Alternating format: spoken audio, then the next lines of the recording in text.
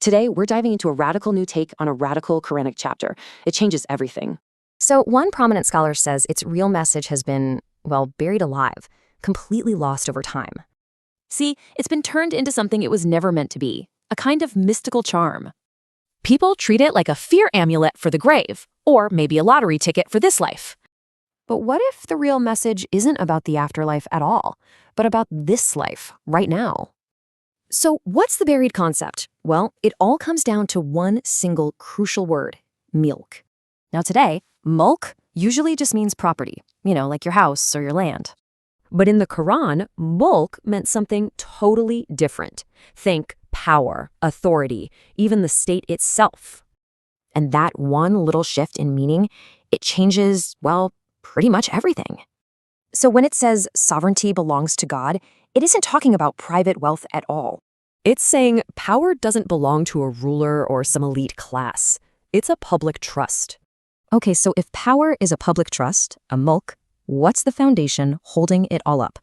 The answer is right there in the text. Justice. Justice is the foundation of the state. Think about this. A state collapses from injustice, not from disbelief. That's a huge statement. So the logic is pretty simple, right? Power is a trust. That trust needs justice. Without it, things collapse. Suddenly, this isn't some mystical text anymore. It's a guide to just leadership and social responsibility. But to actually see this, the speaker says we have to do one thing first. And it's simple, really. The most effective change you can make begins with your perspective. You shift from seeing it as a text for the dead to a text for the living, for society. And that's the real takeaway. It's a powerful call to action for the here and now. So it makes you wonder, right? What other buried messages are out there just waiting for us? All right, let's jump right in. We're going to talk about a chapter from the Quran today, Surah Al-Mulk. But here's the twist. One scholar argues that we've gotten it completely wrong. He says its real message has been, well, buried alive. So think of this as a kind of rescue mission. And this quote right here, this is really the heart of the whole thing. The argument is that the text isn't dead. Not at all. It's just been trapped, imprisoned by how we've come to understand it. And so the job is to dig it out, dust it off, and let it actually breathe again. Okay, so what does that even mean? For a text to be buried alive? Well, according to this interpretation, it's when the original potent message gets pushed aside and replaced with something else, something completely different. So the argument is that instead of being this profound guide for how to live your life, the surah has been turned into a bunch of superstitions. It's kind of like a spiritual vending machine, right? You put in a recitation and you expect to get protection or wealth out of it. No real change required on your part. All right, so let's really get into it. What are these myths that people talk about? And more importantly, what's the powerful meaning that they've supposedly replaced? Because this is where it starts to get really fascinating. Okay, first up, the big one. Probably the most common idea you'll hear is that reciting this surah is like a magic shield against punishment in the grave. But what if that's not the point at all? The interpretation we're looking at says the focus isn't on the afterlife, but on this life. It's supposed to be a blueprint for a just society, for us, right here and right now. And here's another one you've probably heard. Read it every day and you'll never be poor. It's like a spiritual lottery ticket. But this idea runs head-on into a really central Quranic idea, which is that you only get what you actually work for. So the message isn't about some magic formula for riches. It's about the dignity and value of your own effort. And this quote, wow, it just nails the stakes, doesn't it? The source is basically saying, look, when you start trading these deep core principles for easy, comfortable superstitions, you're playing a dangerous game. You risk losing the very soul of the religion. So, okay, if the real meaning is buried, how in the world do we find it? Where do we even start digging? Well, the idea here is that the tool we need isn't some complicated piece of equipment. It's actually much simpler. It's all about a fundamental shift in our perspective. Yeah, this is the big question, right? How do we get past all those myths to find what's underneath? If the whole problem is a misunderstanding, where do you take that first step toward, real understanding? And the answer, surprisingly, isn't about memorizing a bunch of new historical facts or complex theories. At least not right away. It all comes down to one simple but honestly pretty difficult shift. It's about changing your perspective. That's it. That's the key. Before you can even begin to get the words, you have to adjust the very lens you're using to read them. And it all starts with understanding one single, crucial word. And that word is mulk, the actual name of the surah.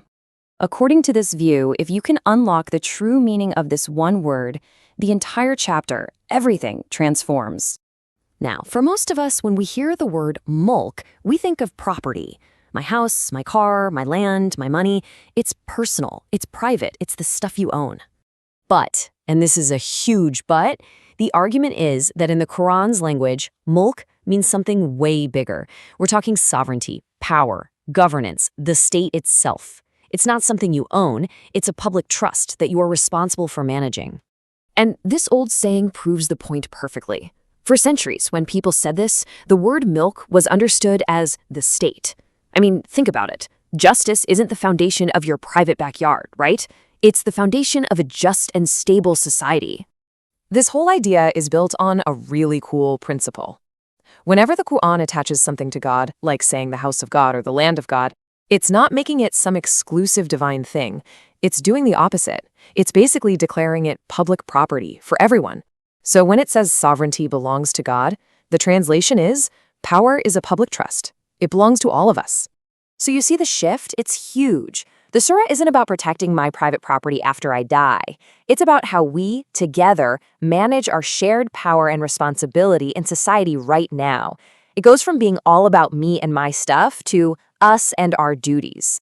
Which brings us to the final and maybe most important piece of the puzzle. If this surah is really about governance and social justice, then why on earth did we end up thinking it was all about the grave? Yeah, exactly. This is the critical question. Why would such a powerful political message get swapped out for, well, superstitions? Who benefits from that? What's the real motive here? Well, the answer this source gives is pretty blunt. Superstitions are comfortable. They're safe. Talking about a magic charm for your grave doesn't really challenge anyone in power, does it? It's easy, it's personal, and it keeps things quiet. But talking about the ethics of power, demanding justice and holding leaders accountable, now that is challenging. That's a message that makes powerful people uncomfortable because it holds their feet to the fire. So let's wrap up the real takeaway here, according to this interpretation. First, mulk, power, sovereignty. It's a responsibility, not your personal property. Second, how do we measure that responsibility? With competence and justice.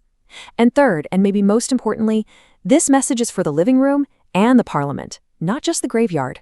So this one shift in perspective takes a familiar text and turns it into this radical call for social justice. And it leaves you wondering, doesn't it? If a message this powerful was hiding in plain sight here, what other incredible ideas are just waiting to be unearthed in texts we think we already know?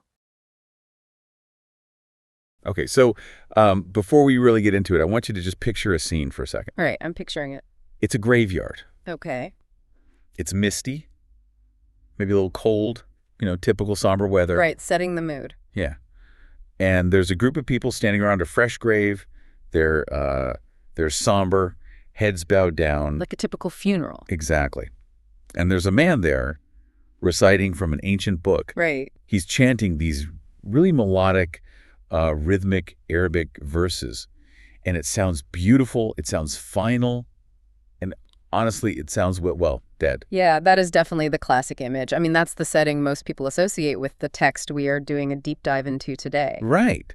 But now, and here's the twist. I want you to imagine the author of that book. Or the source of the text, yeah. Exactly, the source of that text. Imagine them looking down at that exact scene, pointing a finger and screaming, "You have murdered my words." Wow.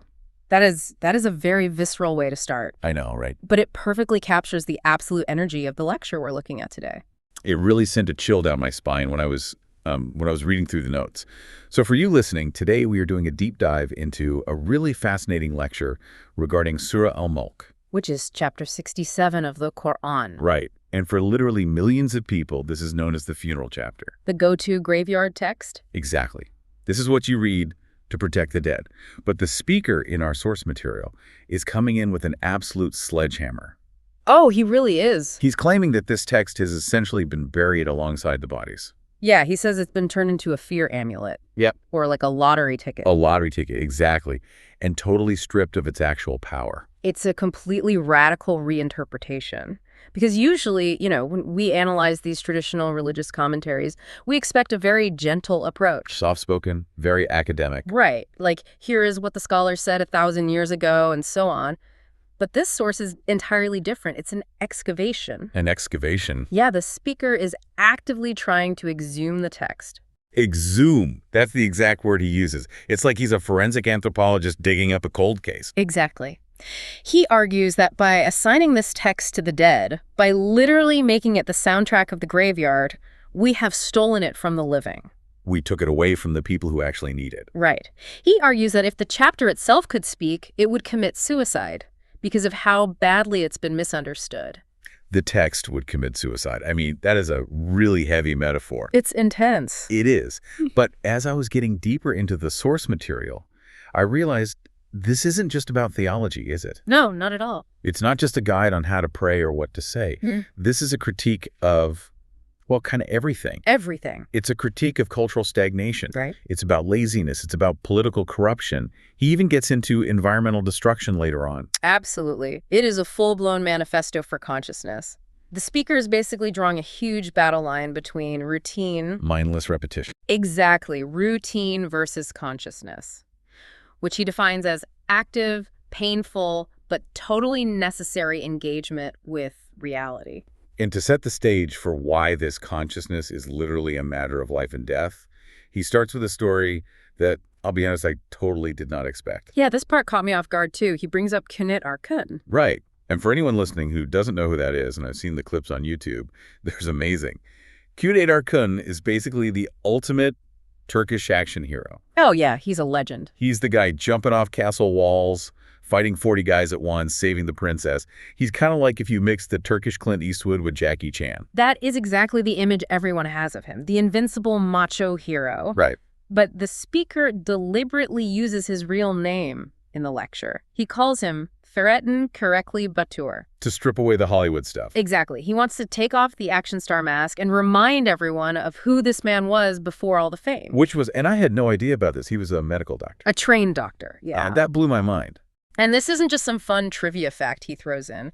The speaker uses Ferettin's history to illustrate what he calls the heavy cost of ignorance. Okay, so tell me this story. Set the scene for us, because this is not a movie set. No, this is real life, and it's incredibly gritty.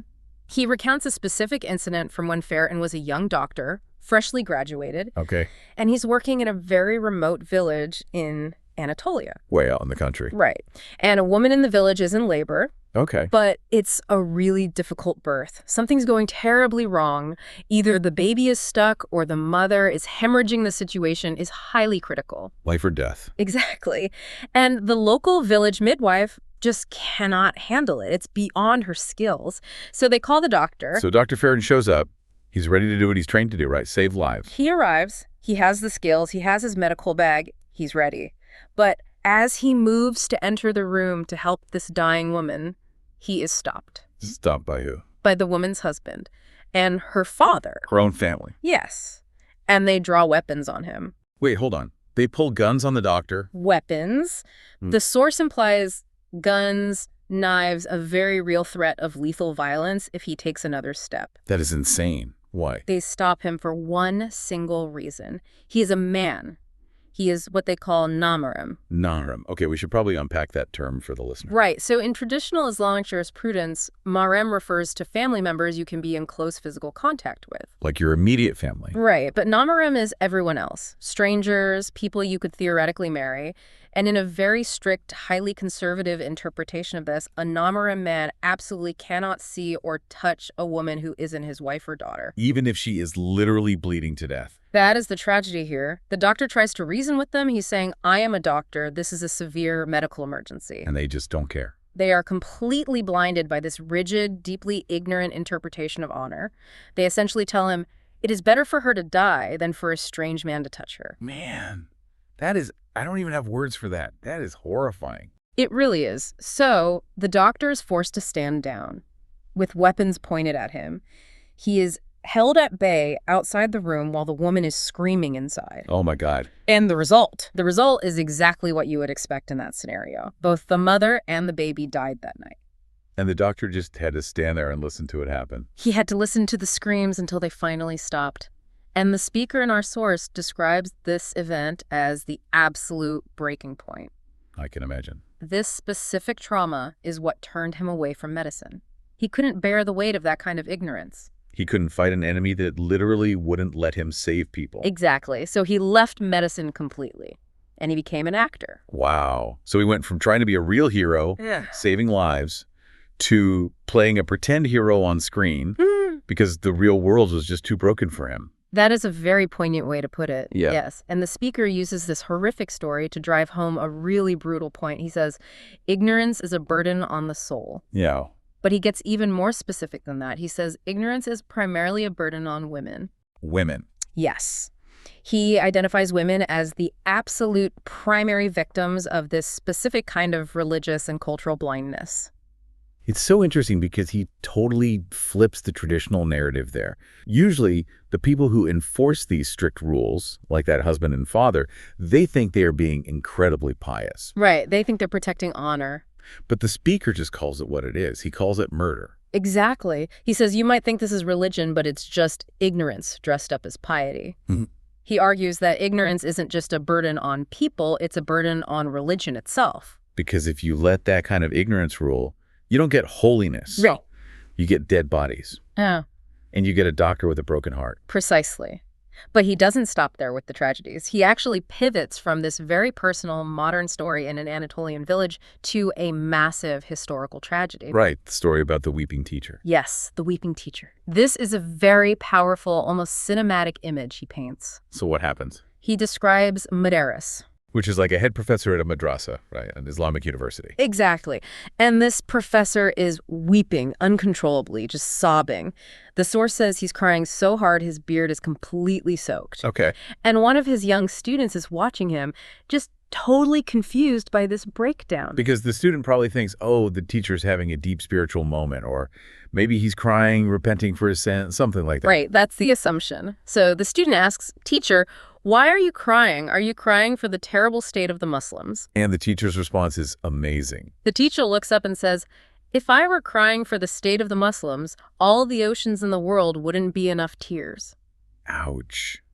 I mean, that is a line that echoes through the centuries. It really does. But then he clarifies why he's actually crying. He says he is crying because books are being burned. Books. Specifically, the books of a profoundly great scholar. And based on the context of the lecture, it's very clear he's talking about Ibn Rushd. Okay, Ibn Rushd, who's known in the West as Averroes. Yes. And we really need to pause on this name for a second because it is absolutely crucial to his whole argument. He wasn't just some random guy writing books. Not at all. Ibn Rushd was a titan. We're talking about the 12th century here. He was the vital bridge between the ancient Greek philosophy of Aristotle and Plato and the modern world. He was the guy who essentially said, hey, faith and reason aren't enemies, they're siblings. Exactly. He argued for the harmony of religion and philosophy. And the tragic irony the speaker highlights is that while his own people in Cordoba were burning his books... Accusing him of heresy. Right, accusing him of heresy just for using his brain. While they were doing that, his ideas were quietly migrating. Escaping the fire. Yes. The speaker points out that Ibn Rushd's books were traveling north to Paris, to the heart of Europe. Oh, right, the Latin Averroists. Exactly. They became the absolute rock stars of the European intellectual scene. For something like 250 years, Averroism was the dominant school of thought at the University of Paris. That's wild. His commentaries on Aristotle are basically what sparked the Renaissance in Europe. So, while the Islamic world was literally burning the fuel of its own enlightenment, Europe was picking it up out of the ashes and lighting a torch with it. That is exactly the point. And the teacher in the story says something really beautiful to his student about this. He says, don't cry for the books. Ideas have wings. Thoughts fly. I remember that line. Yes. You can burn the paper. You can burn the ink. You can destroy the leather binding. But you cannot kill a thought. If a thought isn't honored in its own home, it just packs up and leaves. It migrates. It goes to wherever it is welcomed. The speaker calls it a form of intellectual hijra, an intellectual migration. So the implication he's making is huge. He's saying the Muslim world stagnated not because they lacked genius. No, they had plenty of genius. But because they actively exiled their own genius. They chose comfort and routine over new ideas. Precisely.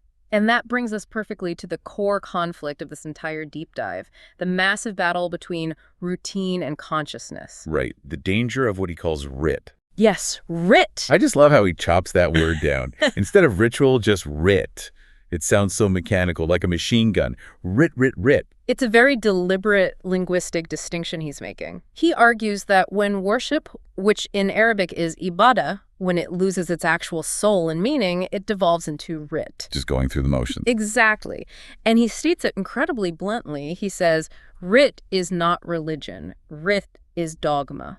And man, he seems pretty allergic to dogma. He really is. He views dogma as a literal mental prison. And to explain this, he actually contrasts Islam with Christianity in a really interesting way. How so? He brings up the concept of the Trinity. He says, look, the Trinity in Christianity is a dogma. It is fundamentally a mystery. Right, 3 in 1, 1 in 3. Exactly. You aren't supposed to understand it mathematically. You're just supposed to submit to the mystery of it. He even quotes the early Christian theologian Tertullian, who famously said, credo quia absurdum. Which means, I believe because it is absurd. Right, I believe because it doesn't make logical sense. But he claims that Islam isn't supposed to work that way at all. Not at all. He says, in Islam, we don't believe because it is absurd. We believe because it makes absolute sense. Interesting. He argues there is no original sin in Islam. There is no mystery cult. It is designed from the ground up to be a highly rational faith. And here is the kicker of his whole argument. He says that Muslims have imported dogma anyway. Yes. We've stolen bad habits from other religions over the centuries. And the example he used for this made me laugh out loud, but it also really made me think. He talks about the robe, the gyubi. Clerical robe, yes. It's a very visual, very cutting critique. He asks his audience point blank, where is the sacred robe in the prophet's actual practice? And the answer is nowhere. Nowhere. He claims it just doesn't exist. The prophet just wore whatever normal clothes the people of his region wore. He did not have a holy uniform. He says Muslims looked over at the priests and the rabbis wearing these very distinct, very official robes and thought, hey, we need some of that branding too. It's totally corporate envy. And he argues that by adopting this uniform, we inadvertently created a clergy class. We created a barrier between the people and the divine. Which he calls religion peddling. Simsarlik, yes, middlemen. Because when you have a guy in a very special, fancy robe standing on an elevated platform, the subliminal message is, he knows God better than you do. You need him to translate God for you. Exactly. And the speaker wants to completely tear that platform down. He wants a direct, unfiltered line between the text itself and the reader. But to get that direct line, we have to break our own deeply ingrained mental habits. And to help the listener do that, he suggests a really fascinating exercise. The zero baggage exercise. Yeah. Honestly, it felt almost like a therapy session. It really does. He tells his listeners, go home today, look at your spouse, or your parent, or your sibling, but do not look at them as a person you've known for the last 20 years. Right. He says, look at them as if you are seeing them for the very first time. It's a total perspective shift. Because he says we carry all these baggage files on everyone in our lives. Oh, constantly. My wife always nags about the dishes. My dad never understands my choices. Exactly. That baggage acts as a filter.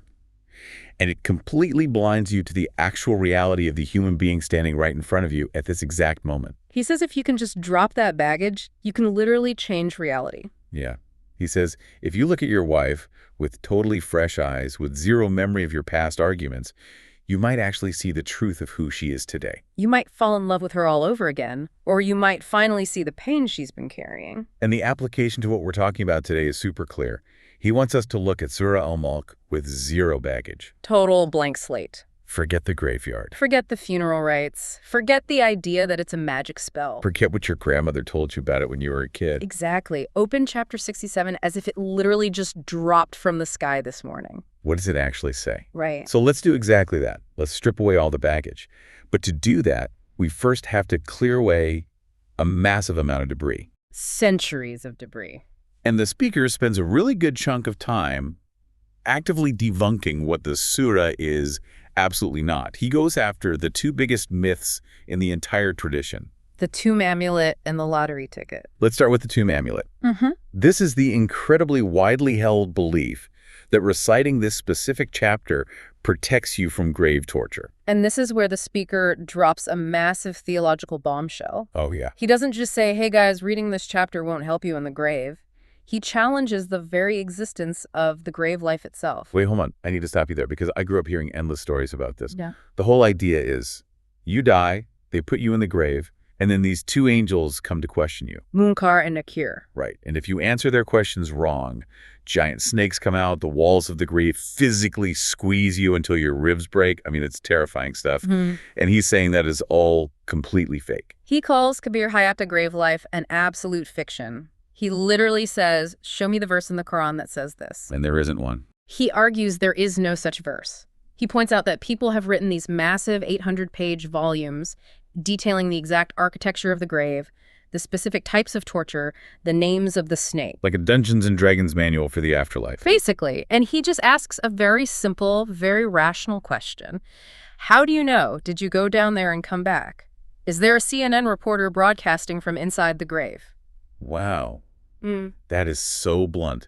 So what is his alternative view? He says the Quran operates on a strict binary system. Binary meaning just two options. Yes. There is world life dunya, and there is the afterlife akhirah, period. So no middle ground. He argues there is absolutely no third zombie mode or waiting room where you get beaten up before the actual day of judgment. You die, and the next thing you experience is the resurrection. Man, that is a massive paradigm shift. Because fear of the grave is a huge, huge motivator for people's religious behavior. Oh, he completely addresses that. He says this entire grave culture was manufactured on purpose. It is a brilliant control mechanism. How so? Well, if you make people absolutely terrified of the dark, you can very easily sell them a flashlight. Oh, and Surah Al-Mulk became the flashlight. Exactly. Read this specific chapter every night, and the snakes won't bite you. He says if the surah were a person, it would commit suicide because of this exact indignity. Like, I came down to warn you about massive issues of justice, and you're using me as literal snake repellent. It's degrading to the text. It really is. And the second myth he attacks is just as pervasive, maybe even more so today. The lottery ticket. The religious Ponzi scheme. I loved that phrase. Sadet Zinsiri. Yes. He's talking about the very common belief that just reading Surah Al-Mulk ensures you will never, ever be poor. That the physical act of reading it brings wealth and abundance to your house. It's a total scratch card mentality. I don't want to actually work. I don't want to study economics. I don't want to build a business. I just want to sit here and chant these Arabic syllables 40 times and have gold coins rain from the ceiling. He is incredibly harsh on this specific mindset. He looks at his audience and says, how can you possibly believe this? And then he quotes the text right back at them to prove his point. What does he quote? He quotes a very clear verse from the Quran. Man has only that for which he makes effort.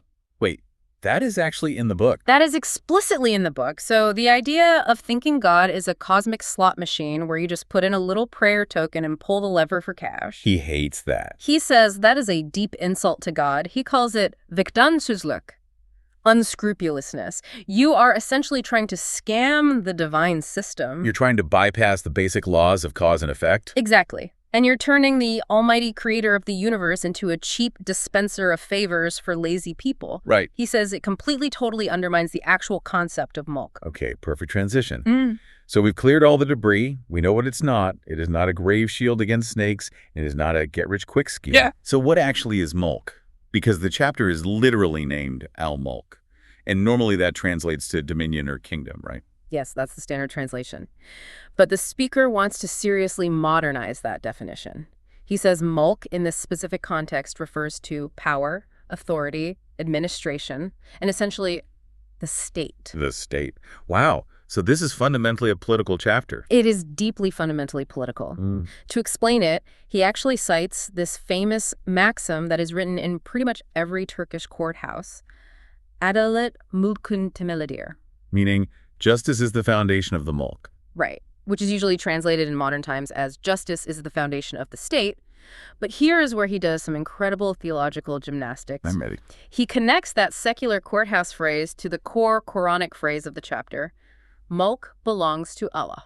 Okay, stop right there for a second, because usually when I hear somebody say power belongs to God, that immediately sounds to me like the slogan for a theocracy. Exactly what most people think. It sounds like a dictator saying, we rule on God's behalf, God gave us the power, so you have to do whatever we say. And that is exactly the traditional authoritarian interpretation that has been used for centuries. I am the king, God gave me the divine right, therefore I own the mulk. Right. But the speaker flips this completely upside down. He totally inverts it. How does he do that? He argues logically, if mulk, meaning power and state, truly belongs to God, that means it absolutely cannot belong to any specific human being. Oh. It cannot belong to a king. It cannot belong to a dictator. It cannot belong to a family dynasty or a wealthy class. Because God already owns it. Exactly. So if God owns it, it is not private property. It becomes a public trust. Yes. He interprets all his property as public property. Kamusal, it belongs to the public.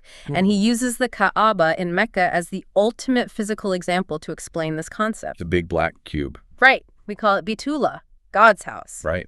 Now he asks the audience, does God actually live inside that cube? Yeah. Is there a living room and a kitchen in there where God hangs out? Obviously not. The building is empty. Exactly. So what does the phrase God's house actually mean in a practical sense? It means it belongs to everyone. Oh, wow. It is the ultimate public space. No specific tribe can claim it.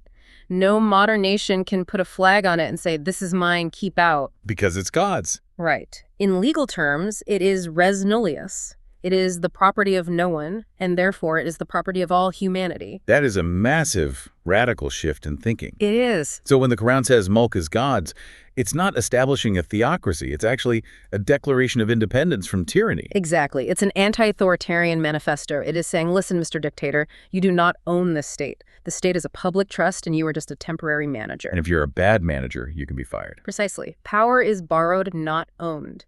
And this whole concept leads directly into his really fascinating theory on why nations actually collapse. Okay, let's get into that. He says, quite bluntly, a state is not destroyed by disbelief.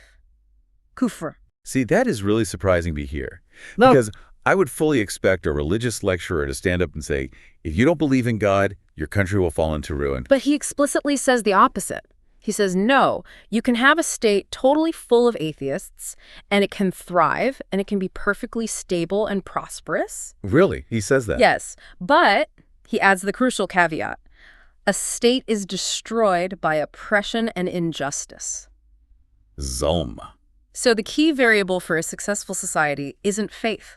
No. The variable is justice. Exactly. He argues you can have a quote-unquote believer state where everyone is fasting and praying in the mosque all day long, but if your courts are corrupt and your poor people are oppressed, your state will inevitably collapse. It's guaranteed to fail. Yes. And conversely, you can be a totally non-believer state, but if you have a strong rule of law and fair distribution of wealth, you will survive and thrive. That is a deeply pragmatic, almost totally secular view of history. It puts ethics completely above theology. It does more than that. It puts justice at the very center of theology.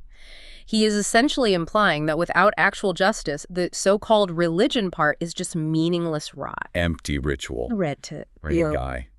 This really connects to another huge theme in the lecture. Yeah. And that is the relationship between the mind, the intellect, and revelation. Yes. Because very often, traditional religious figures will basically tell you, hey, don't think too much, just believe. Your little human brain can't possibly handle the mystery of God. Right, just submit. But the speaker is the exact opposite of that mindset. He makes a claim in the lecture that I found truly startling. What does he say? He says, I have read the Quran cover to cover, and I found criticism of religion. I found criticism of prophets. I found criticism of worship. Okay. But I have never, ever found a single verse criticizing the intellect. Not one verse. Not one. He says the intellect, which is aql in Arabic, is inherently sacred, and he gives this incredibly beautiful definition. Let's hear it. He says, intellect is internal revelation, and revelation is external intellect. Wow. Intellect is internal revelation. I mean, that is a bumper sticker right there. It really is. It means they are fundamentally the exact same substance, just coming from two different sources. Right. Your ability to reason, your logic, is literally a divine spark inside you. So if you turn off your brain in order to be religious, you are actually shutting off the internal revelation. You're literally silencing God's voice inside your own head. that is so powerful. And he illustrates this concept by using what he calls the Ibrahim method. Yes, referring to the prophet Abraham. Right. He retells the very famous story of Abraham searching for God, but he completely reframes it. He frames Abraham not as a mystic, but as a scientist conducting an experiment. Okay, break that down for me. So Abraham is looking up at the night sky. He sees a very bright star. And he says, hypothesis, this bright star is my Lord. Right. He's testing a theory. Exactly. But then, as the night goes on, the star sets. It disappears. Observation. Right. Observation. The star is transient. Conclusion. I do not love things that set. The hypothesis has failed the test. So he moves to the next data point. Yes. He tests the moon. It's bigger, it's brighter, but same result. It sets. Hypothesis failed again. Then he tests the sun, the biggest, brightest object in the sky. But eventually, evening comes and the sun sets too. And so Abraham concludes through inductive reasoning, basically. Exactly. By looking at all the data points, he concludes that these finite physical things cannot possibly be the infinite creator. He didn't start with the answer.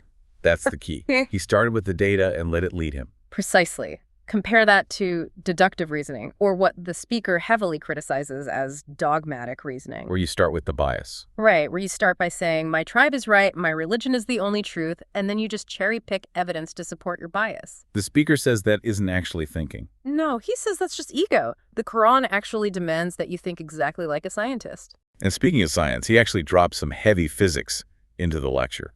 He talks about entropy. Yes, he clearly loves connecting deep theology to hard science. He brings up the second law of thermodynamics. Which is the idea that everything in the physical universe is constantly moving from a state of order to a state of disorder. Right, entropy. Chaos is basically coming for us all. Inevitably.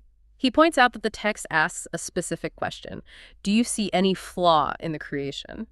Right. And usually people interpret the word flaw there as meaning a mistake. Like, oh, look at the sunset. It's totally perfect. God makes no mistakes. Right. They see it purely aesthetically. But the speaker says the Arabic word used for flaw there, future, actually refers to finitude. Finitude, meaning having an end. Yes. Gaps. Breaks. Expiration dates. He says the fundamental unbreakable law of the universe is entropy. Everything is finite. Everything dies. He even mentions protons. He does. He points out that even protons, the fundamental building blocks of atoms, theoretically have a lifespan. They will eventually decay. Even protons die. That's a wild thought. Everything is subject to decay. And he says the only thing in existence that is not subject to entropy is the creator himself. So the flaw of the physical universe isn't a mistake. The flaw is simply that it isn't eternal. It is literally designed to end. Exactly. Which is a very heavy cosmic thought. It is. But then he takes this massive cosmic idea and pivots to something incredibly local and incredibly urgent. Yes, the environment. This was honestly one of the most passionate parts of the entire source material for me. Yeah. He starts talking about water scarcity. He does. He specifically mentions the lakes drying up across Turkey. Right. And he uses this ecological disaster to absolutely attack a very specific traditional religious ritual. The rain prayer. Yes, the rain prayer. Now, tell me about this, because praying for rain is a pretty standard ancient tradition in so many different cultures. You know, there's a drought, so you go out into a field, you raise your hands to the sky, and you ask God for water. What is his specific problem with doing that? His problem with it is the sheer hypocrisy of the modern context. Hypocrisy how? He asks his audience, how can you cut down forests? How can you pave over the soil with endless concrete?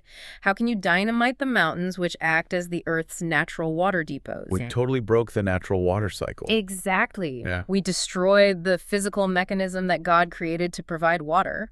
And he says, you destroy all of that, and then you just walk out into a barren field and ask God to magically fix it for you. That is bold.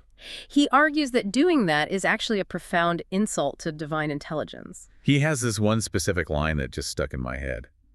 The rain prayer is the forest. That is the absolute key takeaway. The rain prayer is the forest. He says the rain prayer is respecting the water sources. He's saying actions are prayers. Exactly. Planting a tree is a prayer. Protecting a river from pollution is a prayer. It's kind of like, it's like taking a sledgehammer and smashing your car engine to pieces and then sitting in the driver's seat praying for the car to start. That is a perfect analogy. You can sit there and pray all day long, but the engine is broken because you broke it. Right. God provided the laws of physics and biology. Respecting those laws is how you actually respect God. And this directly leads into his total redefinition of another religious concept, tasbih. Glorification, yes. Because normally when we think of tasbih, we think of sitting there counting prayer beads, saying subhanallah, glory to God, over and over. Right, the 33 beads, click, click, click. But he pushes back on that hard. He asks a great question. He says, look at the cosmos. The Quran repeatedly says that everything in the heavens and the earth glorifies God. Everything performs tasbih. Okay.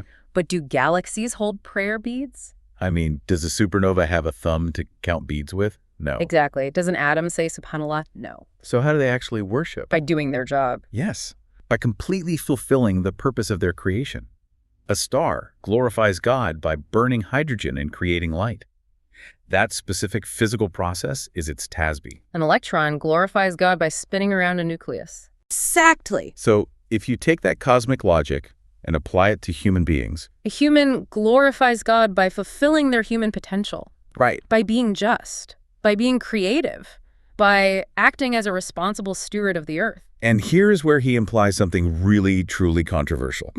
Especially about believers versus non-believers. He does. It's very provocative. He implies that a so-called non-believer, let's say a totally secular scientist working in a lab 80 hours a week to cure cancer, or an atheist environmentalist dedicating their life to saving the Amazon rainforest. Right. He implies that person might actually be performing tasbih far better than a so-called believer. Better than a believer who just sits on a prayer rug clicking plastic beads all day but completely ignores the dying world right outside their window. Because the environmentalist is actively maintaining the mulk. Exactly. They are acting in accordance with the fitra, the natural balance and order of creation. While the bead counter might just be engaged in writ. Empty, mindless ritual. Yes. Man, that is a radically provocative stance. He is essentially democratizing holiness. He's saying it's not about the religious label you wear on your shirt. It is entirely about the function you perform in the world. It connects perfectly back to his main point about the universal nature of the message. Right. He strongly emphasizes that Surah Al-Mulk addresses humanity. Beni Adam, The children of Adam. Yes. It doesn't open by saying, oh, you Muslims. It speaks directly to the broad human condition. And he also touches on a really sensitive historical topic here to prove that point. He talks about anti-Semitism in religious texts. Yes. He clarifies a major misconception. He says when the Quran criticizes historical groups, it is absolutely not about race or genetics. Right. He says the Quran attacks mindsets, not races. Mm-hmm. He argues that if the text criticizes a specific Jewish tribe in the 7th century, it is purely criticizing their specific behavior. Their greed or their arrogance or their tribalism. Exactly. So the terrifying flip side of that is if a Muslim today acts with that exact same greed and arrogance. Then the harsh verse applies directly to that Muslim. Wow. He says there is no such thing as a cursed race. There is only a cursed logic. I like that phrase. If you adopt the logic of the cursed, you immediately fall into that category yourself, regardless of what your birth name is or what mosque you happen to go to on Fridays. It's entirely about the software you're running, not the hardware you were born with. That's a great way to put it. And speaking of software, he really wants to uninstall the mythology patch that people have added to their religion. Oh yeah, the miracles. He talks about the camel. The camel coming out of the rock, yes. I vividly remember this story from the equivalent of Sunday school when I was a kid. The story of the Prophet Salih.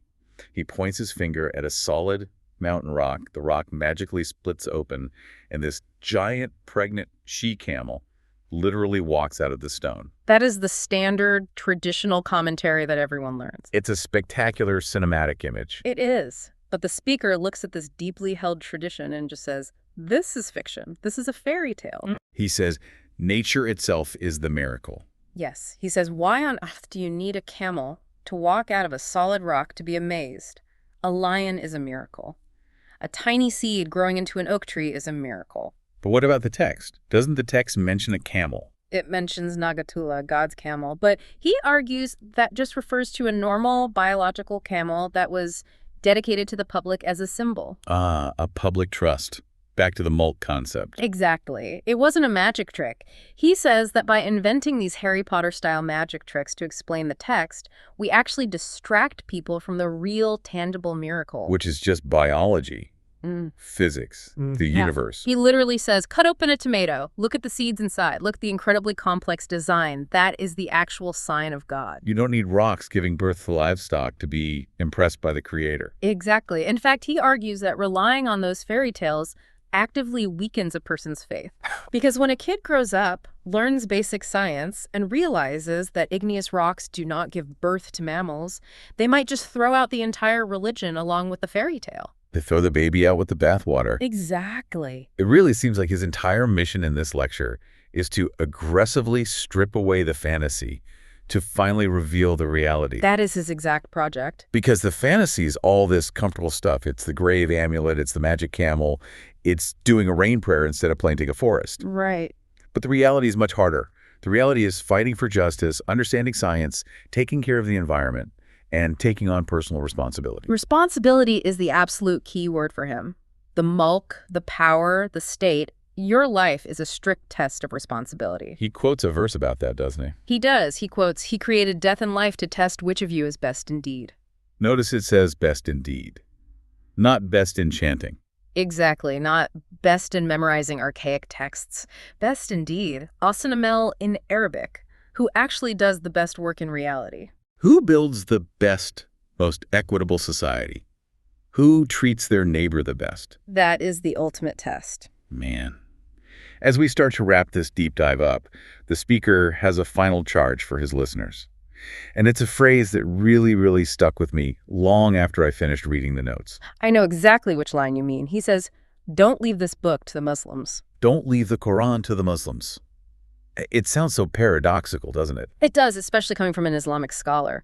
But what he actually means is, do not let this incredible book be held hostage by a specific demographic group that has fundamentally stopped reading it. They stopped reading for meaning and just read for routine. Right. So he actively invites everyone, believers, non-believers, secularists, atheists, to open the text and read it. But read it as what? Read it as a universal guide for human conscience.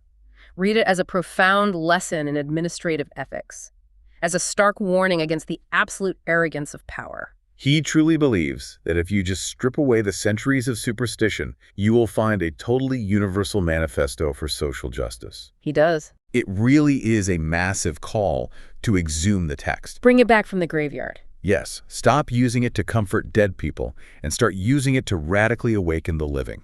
And that actually raises the perfect final question for you, the listener, today. Yes. The speaker challenges us to drop our baggage. Right.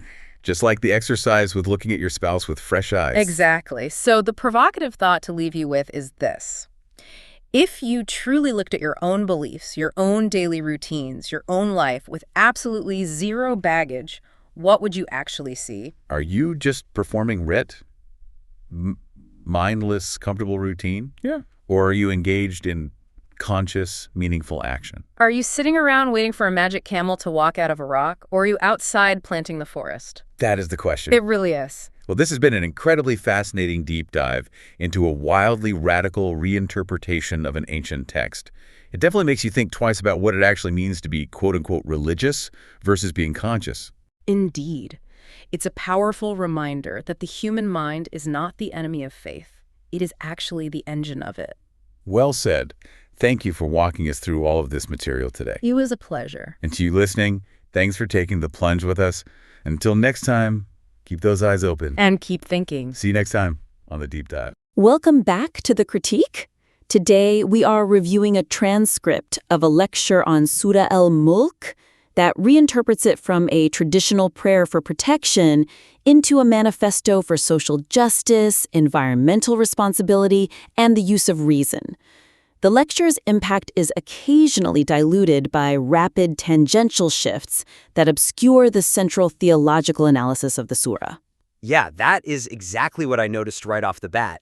It's really dense text with high ambitions, but you are right. The structure kind of gets in its own way. Right, so the weakness here is that the speaker relies heavily on these incredibly vivid anecdotes, but jumps between them so quickly. Like the story about the actor, Cunayad Ark, or, well, his real identity as Dr. Fatahettin Judekli Butter. Exactly. It is a gripping narrative. You have a doctor in a village, guns drawn on him by relatives, and then this tragedy of ignorance leading to a woman's death. It is powerful storytelling. Oh, absolutely. But the cognitive load this places on the listener is just massive.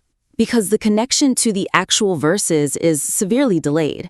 The speaker jumps from that doctor story to general comments on the mistreatment of women, and then suddenly pivots to environmental degradation and cutting down forests. Right. And while those are thematically linked to concepts like, ignorance or responsibility, the connections to the specific verses of Surah Al-Mulk are just too loose. The listener is forced to do all the heavy lifting. By the time the speaker circles back to the actual Quranic text, the momentum of the doctor story has completely faded. It really feels like the speaker assumes the connection is obvious, because those neural pathways already exist in his own head. Yes. But the audience might forget they are even listening to a tafsir and think they are just hearing general social commentary. So what is the suggestion to fix this? The suggestion is to employ explicit signposting. The speaker needs to tie these anecdotes back to specific verses or the central thesis immediately upon the conclusion of the story. Do not let it hang in the air. Anchor it instantly. Let's look at a concrete example of how that would actually sound. Sure. So in the current draft, the story of the doctor ends with a lament about ignorance being a burden. To fix this, immediately after that line, the speaker should quote the verse regarding asan amel, the command to do the best work. Oh, I see. He could say, this ignorance prevented the doctor from performing his duty, which is a direct violation of the surah's command to perform asan al. Because the best deed in that moment was medical intervention. Exactly, and ignorance blocked that divine command. That transforms the anecdote from just a generic tragedy into a really sharp theological evidence point. That is so much stronger. It validates the verse using the story, rather than just telling a nice story somewhere near a verse. Yeah, and we see the exact same missed opportunity with the environmental section. Where he talks about cutting down forests to build concrete structures and then praying for rain? Right, he argues that planting trees is the true rain prayer. It is a beautiful sentiment, honestly, but without a textual anchor, it feels like just his personal opinion on ecology. So he needs to explicitly cite the verse about the water sinking into the earth. Rawran. Precisely. He should say, when you replace the forest with concrete, you are enacting the threat of Gawan mentioned in the surah. The water sinks, and you cannot retrieve it. That is fantastic. It moves it from, the speaker's opinions on nature directly to the text's mandate on ecology. It anchors the modern environmentalist sentiment directly in the ancient text. Okay, so moving on to the overall vibe of the piece. This is a reformist text, and he is challenging very deep-seated cultural norms. The combative and mocking tone toward traditionalist views risks alienating the specific demographic that most needs to hear the reformist message. I picked up on that immediately. There is that one section where he literally asks the audience, how much do you love torture? Yes, regarding the belief in punishment in the grave, the weakness here is the aggressive language. He is effectively framing the audience's belief system as some kind of fetish for pain. He also calls the traditional practice of reciting the surah for wealth a religious Ponzi scheme. Using the term tithenzinkery, yeah. And he compares it to a tombola or a lottery ticket. I mean, it is intellectually sharp, and I am sure it gets a laugh from the people in the room who already agree with him, but the risk of this backfiring is huge. The ridicule triggers a defensive emotional response. When you tell a listener that their grandmother's lifelong practice was a Ponzi scheme, they just shut down. They do not hear the theological correction at all. They only hear an insult to their heritage. Exactly.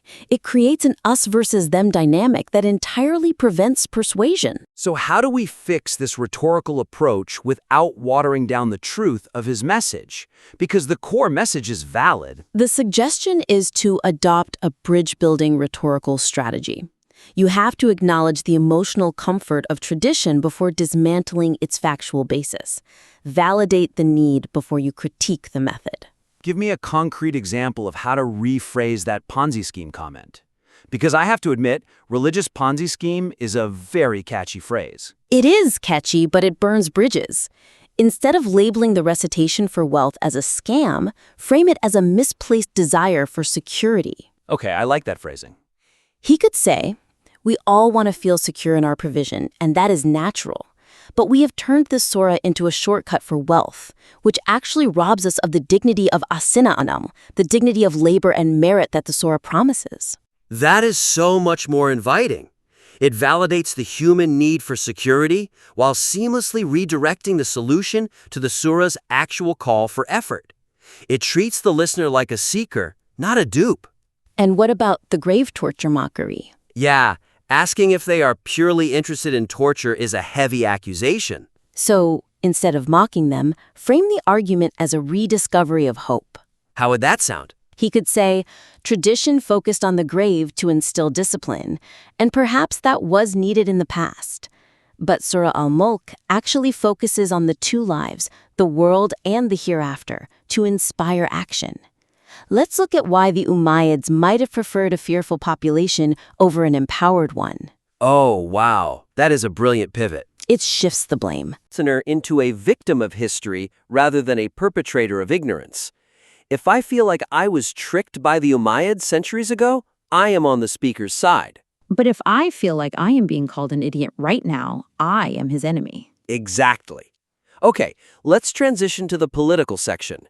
This is really the intellectual core of the lecture, but it has some structural issues. The redefinition of key theological terms into modern political concepts relies heavily on assertion rather than sufficient linguistic evidence. This is a huge weakness. He makes very bold claims. He says mulk belongs to Allah, effectively translates to the state belongs to the public. He also equates hablullah, the rope of Allah, to a social contract. He even references Marx at one point, which is fascinating.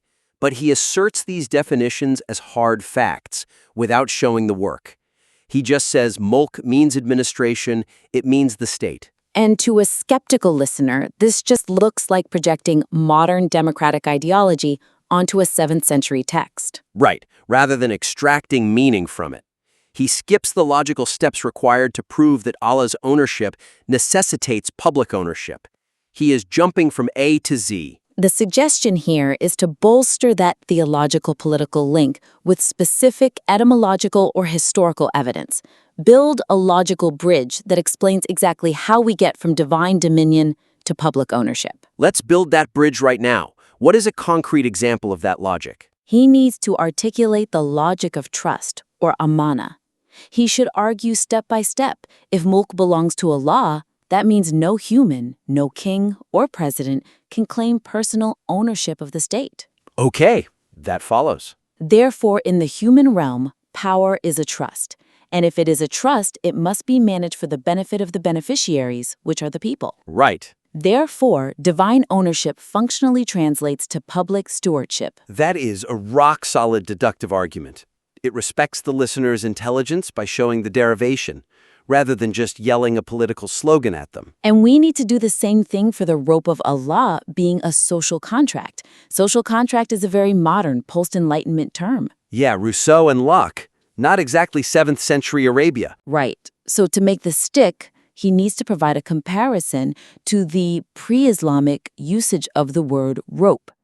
In tribal Arabia, a rope was often used as a metaphor for a binding covenant or treaty between tribes. Ah, so by citing that historical linguistic context, he can prove that the concept of a contract is linguistically native to the word habl in that era. It is not just a modern imposition. It proves he is grounding the progressivism in the root of the language itself. That is a crucial addition. It elevates the entire argument from a cool modern interpretation to a historically grounded exegesis. All right, let's look at the final main point. The speaker talks a lot about a perspective shift. The call to change one's perspective is philosophically sound, but lacks the concrete operational steps required for the listener to actually implement it. This is a classic weakness in inspirational speaking. He says things like, empty your baggage, or look at your spouse like it is the first day you met. It is beautiful advice philosophically, but without a specific method, it remains a platitude. The listener is left inspired, but totally unsure of how to manually reset their brain's approach to routine. Yeah, in the heat of an argument or just dealing with a boring Tuesday, how do you actually zero out the baggage? The suggestion is to operationalize this perspective shift. Convert the abstract philosophy into a specific, repeatable exercise or habit. Give them a user manual. What is a concrete example of an exercise he could give? He could propose a daily audit. Suggest that listeners take one specific item mentioned in the lecture, like the spouse, and ask a specific question each morning. Like what? If I met this person today for the first time, what is one quality I would admire? This forces the brain to scan for positives, mechanically inducing the perspective shift he is talking about. That turns it from a nice wish into a daily practice. I really like that. He also talks about ritual versus routine, arguing that when worship becomes routine, it loses its value. Yes, he says do not let it become a routine.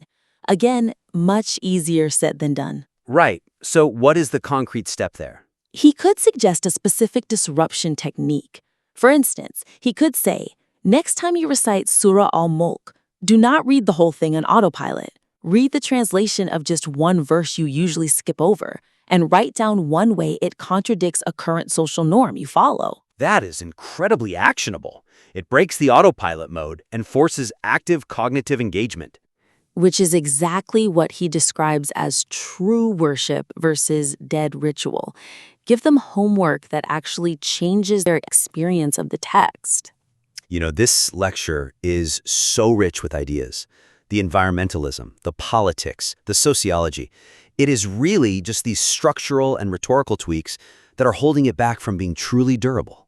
The raw material is incredibly strong. It just needs that editorial tightening to ensure the passion translates into understanding rather than just washing over the audience. If he can nail that logical bridge we talked about, he is not just giving a sermon.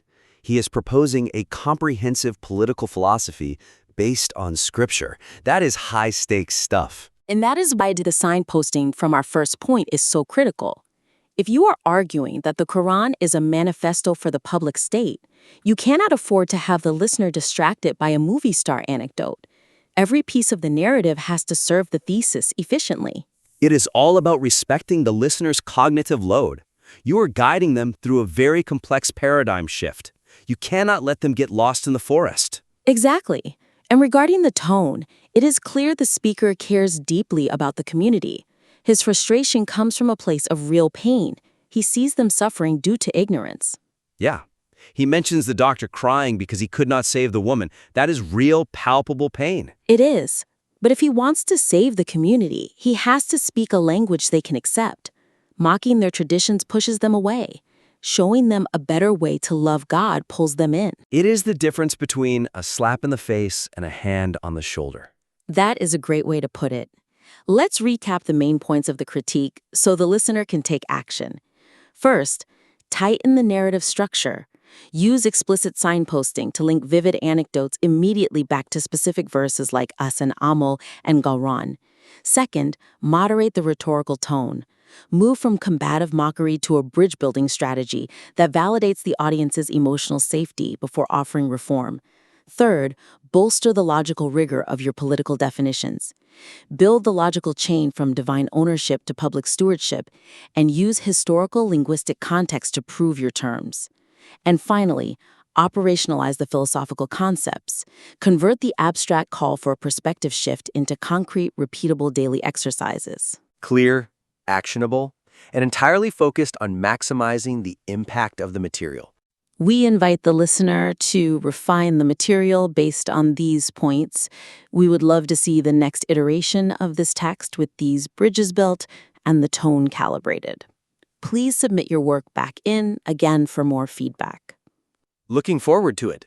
Thank you for listening to The Critique. Okay, so let's unpack this today. I want you to picture a very specific text. It's ancient, about 14 centuries old, actually. Right. And if you grew up in certain parts of the world, or, if you're familiar with Islamic tradition at all, this text has a very specific vibe attached to it. Oh, yeah, very heavy vibe. Exactly. It is heavy. It's somber. It's basically the soundtrack of the cemetery. Yes, the cemetery. It is the text you recite at gravesides. It's widely viewed as this sort of spiritual shield, I guess, or like fire insurance to protect the deceased from the punishment of the grave. Right. It is deeply culturally associated with death. For centuries, that has been the dominant association. You hear it, and you just think of endings. You think of the afterlife. But then we get the source material for today's deep dive. It's a lecture by the Turkish theologian Mustafa İslamoğlu. The lecture is titled Siratul Quran, 94th Lesson, Surah Al-Mulk. And he completely flips the script on this. I mean, he takes the script and just tears it in half. He really does. He argues that this text, Surah Al-Mulk, which is chapter 67 of the Quran, has undergone this massive metamorphosis. Metamorphosis is the perfect word for it. He claims that what everyone thinks is a prayer for the dead is actually a manifesto for the living. And not just a, be a good person kind of advice. We are talking about a full-on manifesto for political justice, public administration, environmental activism, and critical thinking. It is a radical pivot because you are taking a text from the quiet of the graveyard and placing it right in the noisy center of the public square. Which is wild. Yeah, and the speaker is incredibly critical of these traditionalist interpretations. He wants to return these concepts to what he calls their homeland, meaning their original Quranic context, before centuries of culture kind of wrap them in these layers of fear. So our mission for this deep dive is to really explore that shift. How do we get from a text associated with grave fear to a guide for public ownership and saving the environment? Because frankly, for anyone listening, that leap from Amulet to activism is massive. It is.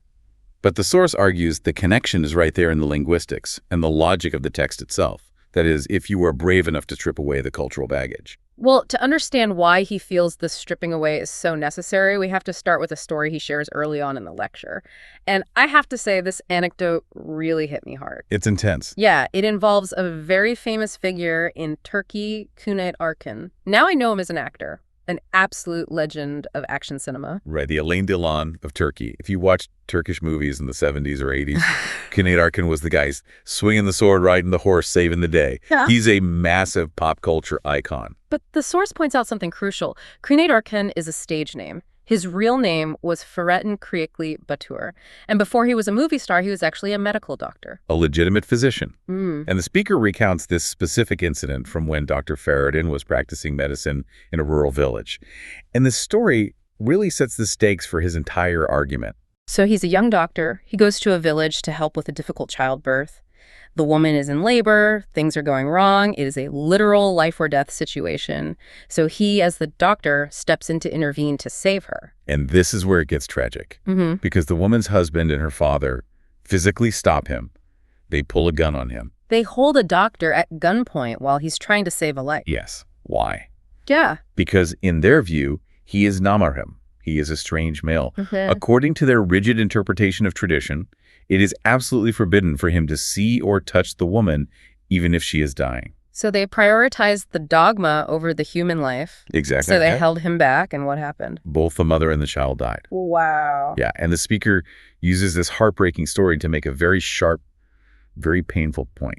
He says ignorance is a burden on life, and specifically a burden on women. That is just gut-wrenching. You have the person who can literally save the life standing right there, but tradition pulls a gun on him. He's using this to argue that religion without intellect, religion that has just become blind tradition or dogma, leads to actual physical suffering. Right.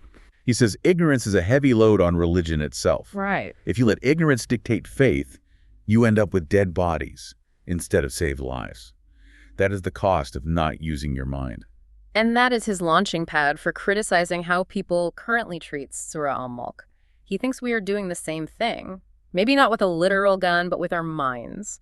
We are choosing a superstitious comfort over the intellectual responsibility the text actually demands. Exactly. And he doesn't hold back on that critique either. He compares the way people use this chapter to a Ponzi scheme. A religious Ponzi. I love that phrase, even though it's pretty scathing. It fits his argument perfectly, though. Yeah. Think about how a Ponzi scheme works. Yeah. You put in a tiny bit of effort, and you are promised this massive guaranteed return that seems way too good to be true.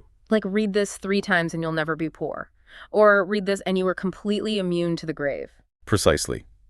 He critiques this idea that the text is a piety meter or a magic spell. You recite the words maybe without even understanding what they mean, and you expect a payout. He asks, how can you turn a text about responsibility into a tool for easy gain? Yeah. He says it's like treating the text as a defined tulsuma, a treasure talisman. He actually says, I would commit suicide if I were this surah. Like, the text itself is offended by how it's being used. It effectively has been killed by this usage, according to him. And he argues that the Quran actually only mentions two lives, the world and the hereafter. He completely dismisses this whole grave life culture, this obsession with what happens in the tomb. He says it's a fabrication. Which is a huge theological point to make. He's saying the focus on the grave punishment is just a distraction. He argues it distracts people from accountability right here, right now. It functions as a sedative. Oh, that makes sense. Right? Because if I'm constantly worried about the grave, I'm not worried about the fact that my government is corrupt or the environment is being destroyed or that there was injustice in my own street. It shifts the focus from accountability now to safety later. And that brings us to this really interesting distinction he makes between routine and ritual. I think this is something many of us can relate to, regardless of our backgrounds. It's a totally universal concept. He warns that when worship becomes just a routine, it loses its meaning, becomes a ritual without spirit. And here is where it gets really interesting for anyone listening who likes to analyze belief systems. He argues that dogma is actually anti-Islamic. That sounds contradictory on the surface. Usually people think religion is dogma. It does sound contradictory. But he states a Muslim cannot have dogmas. He contrasts Islam with things like the Trinity or original sin, which he describes as concepts you just have to accept, even if they seem absurd to the rational mind. Okay. He argues that Islam actually demands rational acceptance. If you are shutting off your brain to believe it, you are doing it wrong. So if we stop treating the text like a magic spell for the grave and start reading it with our brains turned on, what does it actually say? This brings us to the core of his argument, the definition of the word mulk. This is the real linguistic deep dive of the lecture. In common parlance today, mulk often means property real estate ownership, like I own this land. But the speaker argues that in the classical Quranic context, mulk refers to sovereignty, authority, the state, and power. Okay, so when the text says mulk belongs to Allah, it's not just saying God is the landlord of the universe. No, it's a profound political statement.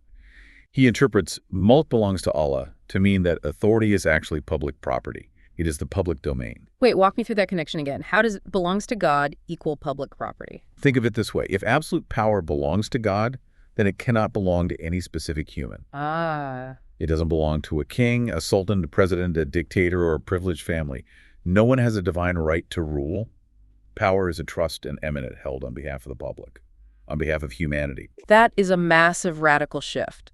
You're moving from God is the king to the state belongs to everyone. Exactly. He even uses the example of the Kaaba, the house of God. He says we should translate Baytullah not just as house of God, but as the house of the public.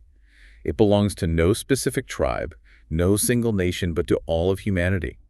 It's a statement against the privatization of authority. So if the mulk, the state or authority, is a public trust, how do you run it? What's the operating system for that? Justice. The source cites a very famous maxim. Justice is the foundation of the mulk. And he makes a really bold claim here. He asserts that states are not destroyed by disbelief, by kufr. Wait, he's a theologian saying a state doesn't need religion to survive? He is saying a state can be non-religious or even atheist and survive perfectly fine, but states are destroyed by zulm, injustice, or oppression. That is such a powerful distinction. It really is. Yeah. He says the true religion of the state is justice. If you remove justice, the state collapses, regardless of how pious the leaders claim to be. You can have a leader who prays 5 times a day, but if he is unjust, the state is doomed. You can have a leader who doesn't believe in God, but if he establishes justice, the state endures. He really emphasizes that you can't cover up corruption with a veneer of holiness. He mentions that people used to hide theft and murder behind the sanctity of the state, but he argues that sanctity only belongs to God. The state is just a tool. Right. And this links back to his point about laundering money or power through religion. If you give authority to someone just because they are one of us, part of your tribe or your sect, rather than someone actually qualified, he calls that betrayal, talks a lot about liaquat, meritocracy, giving the job to the one who can actually do it best. This focus on best work actually leads us perfectly to his philosophy on the human mind. Because to do good work, to govern justly, you need intellect. And he has this amazing quote, "Intellect is the internal revelation. Revelation is the external intellect." That is probably the philosophical anchor of the whole lecture right there. He is saying reason and faith are symbiotic. They aren't enemies at all. He points out that the Quran criticizes many things. It critiques false religions, corrupt clergy, even prophets at times.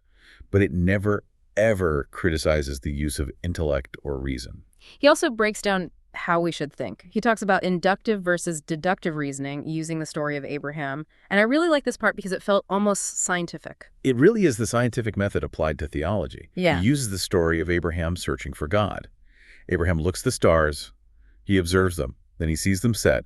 He looks at the moon it sets. He looks at the sun it sets. He's literally gathering data. Exactly. He's looking at the evidence first. And he concludes these cannot be God because they are transient. They change. That is inductive reasoning, starting with data and finding the truth. Versus deductive. Deductive, in the way he criticizes it, is starting with a bias. Like saying, I already know the truth because my tribe told me, and then looking for little scraps of evidence to support what you already decided. He says, that is not thinking. That is just confirming your own idol. You are worshiping your own bias. So the goal of this text, Surah Al-Mulk, isn't to get you a VIP pass to heaven, but to encourage Asanai Omel. The most beautiful work. It is a test of quality. It is a test of ethics. It's not about compliance with a ritual. It's about the excellence of your contribution to the world. And speaking of contribution to the world, we have to talk about the environmental angle he brings up. Because this was the most surprising part for me. I did not expect a commentary on a 7th century text to pivot to deforestation. It is a scathing critique. He observes a paradox in modern human behavior. Humans commit what he calls stupidity by cutting down forests, pouring concrete everywhere, and completely destroying ecosystems. And then what do? They realize their mistake. No. They go out for a rain prayer to ask God for water. It does sound completely absurd when you put it that way. You destroy the water cycle and then you verbally ask God to fix it. And his central argument here is that forests are the rain prayer. That is such a profound line. Forests are the rain prayer. It suggests that God answers prayers through established natural laws, physics, biology. Those are God's systems. If you destroy the source of water, which is nature, and then verbally ask for water, you are effectively mocking the divine order. You are fighting God's creation while simultaneously asking for God's help. This completely redefines what glorifying God means, doesn't it? Because we usually think of tasbih as counting beads and just saying words. Right. He says it is not about the beads at all. Tasbih is acting in accordance with your purpose. A galaxy glorifies God by rotating. A tree glorifies God by growing and providing oxygen. That is their function. Humans glorify God by fulfilling their ethical and intellectual potential. So if you're a city planner... If you are a city planner, you glorify God by designing a city that respects nature. If you are a doctor, you glorify God by saving lives, not by letting dogmas kill your patients. If you are a leader, you glorify God by establishing justice. It connects everything back to that very first story. The doctor who couldn't save the woman wasn't just failing as a doctor. He was literally being prevented from performing his tasbih. Exactly. Ignorance blocked the worship. The ritual of being namarem blocked the fundamental responsibility of saving a human life. It really is a total reconstruction of the religious experience. He moves it from a passive, ritualistic, death-obsessed thing to this active, rational, life-affirming responsibility. And it all centers on that concept of eminent, the trust. The world is a trust. The state is a trust. Your mind is a trust. And Surah Al-Mulk, in his view, is the contract that reminds you of those responsibilities. So bringing it all together, we started with a fear amulet for the grave, and we ended up with a constitution for the living. We've gone from superstitious dread to a call for justice, meritocracy, and environmental stewardship. And notice the common thread through all of it. It is all about accountability. The traditional view pushes accountability to the afterlife. Like, I just hope I don't get punished in the grave. The speaker's view pulls accountability right into the present. Am I being just? Am I respecting nature? Am I using my mind? It reminds me of that point he made about perspective, something he mentioned regarding marriage and relationships, too. He said, if you change how you look at a person, the person changes. If you change how you look at the text changes. Precisely. He said, don't try to change the world first, change your perspective. It's the observer effect, essentially. If you approach the text looking for a magic spell, you'll find a magic spell and you'll miss the actual message. If you approach it looking for a constitution for justice, the text opens up and gives you exactly that. The text acts as a mirror. It really emphasizes that the text isn't just a static object, it's an interaction. Yes.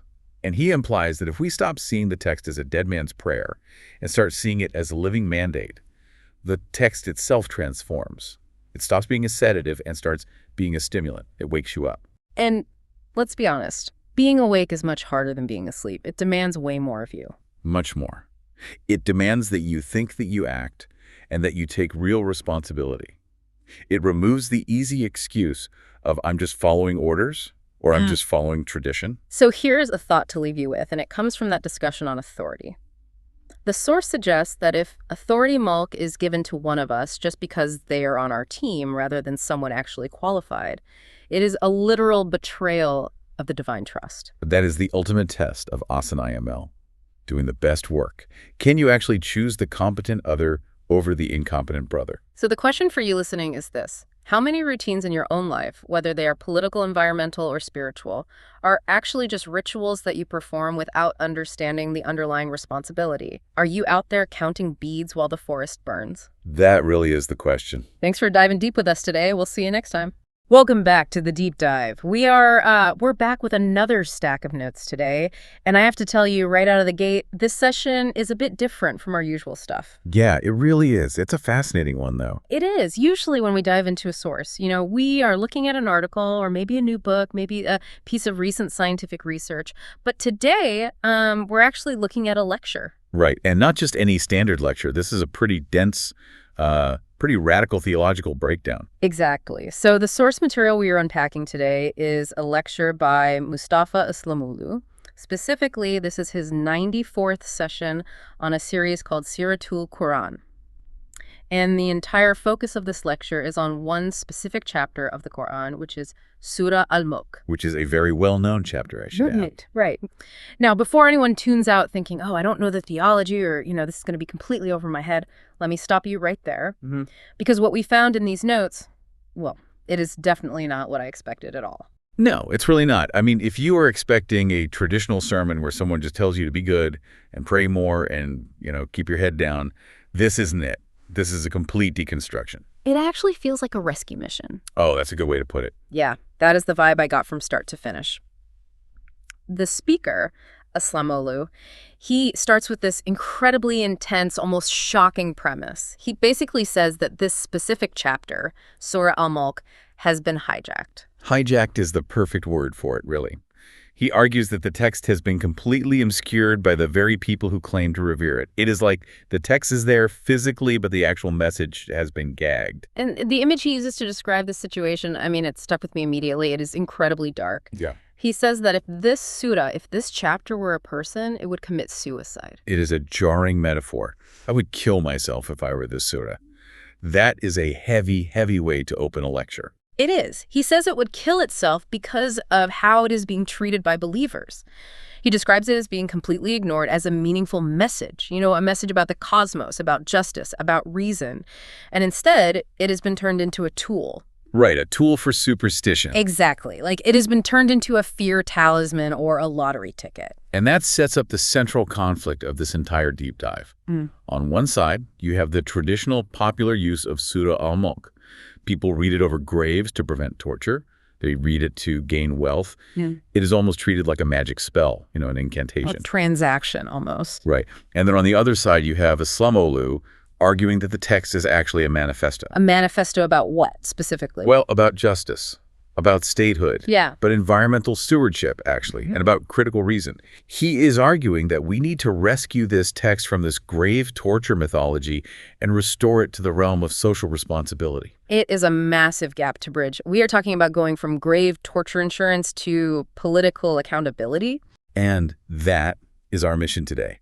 We are going to unpack exactly how he bridges that gap.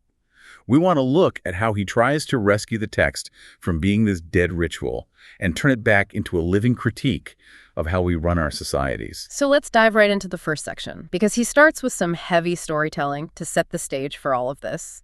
He talks about the burden of ignorance. And he tells the story about a doctor, and I have to admit, I did not see the twist coming regarding who the doctor actually was. It is a brilliant piece of storytelling. He is recounting a memoir here. Right. So he starts telling this incredibly tragic story about a young doctor in a Turkish village. We're talking the late 50s or early 60s. And then he reveals that this doctor is Fahrettin Korekli Batur, who most people in that region know as the legendary actor Cüneyt Arkın. Right. For those of you who don't know, Cüneyt Arkın is basically the Clint Eastwood or the John Wayne of Turkish cinema. He is the guy jumping off castle walls, riding horses, fighting 40 guys at once in those classic movies. Yeah, he is an absolute icon of action cinema. But before he was a movie star, he was a legitimate physician. And this story explains, in part, why he actually left medicine. It grounds Islamolu's theological arguments in this real, deeply painful history. So the story goes that Qanit Arkin is in a rural village practicing medicine. He is young, he's idealistic, and he gets called to a house where a woman is in labor. And it is a difficult birth. It's a life or death situation. The woman is in absolute agony. Right. And naturally, he wants to intervene. He is a doctor. He has the medical training. He knows exactly what to do to save her and the baby. But he is stopped. He is stopped at gunpoint. Yes. The woman's husband and her father, her own father, pull guns on him. They threaten to shoot him if he even touches her. And the reason is just because he is a man. Because he is a namarum. In certain interpretations of Islamic jurisprudence, a mahram is a close relative you can be around without a veil. A namarum is a stranger, a marriageable male. So in their highly rigid interpretation of religious modesty, a strange man cannot touch the woman, even if it is literally to save her life. That is just, I mean, it is hard to even process that level of rigidity. It is the absolute prioritization of a dogma over a human life. And the result is devastating. They force the doctor to stand there completely helpless. They listen to the woman screaming in pain until morning. And she dies. Both the mother and the child die. And Qanit Arkin, this young idealistic doctor, is left totally traumatized. Islamolu actually quotes him saying, "They disgusted me with this profession." He just could not bear to practice in a society where ignorance had that kind of lethal power. That is horrific. And Islamolu uses this not just to tell a sad historical anecdote, but to make a larger point about religion. Right? He is making a point about the cost of ignorance. He says ignorance is a burden on life, is a heavy load. But he adds a very specific qualifier to that. He says it is a burden most of all on women. I noticed that in the notes. He was very clear that while ignorance hurts everyone in a society, women inevitably pay the highest price. Exactly. He argues that religion is so often used as a shield for this exact kind of ignorance.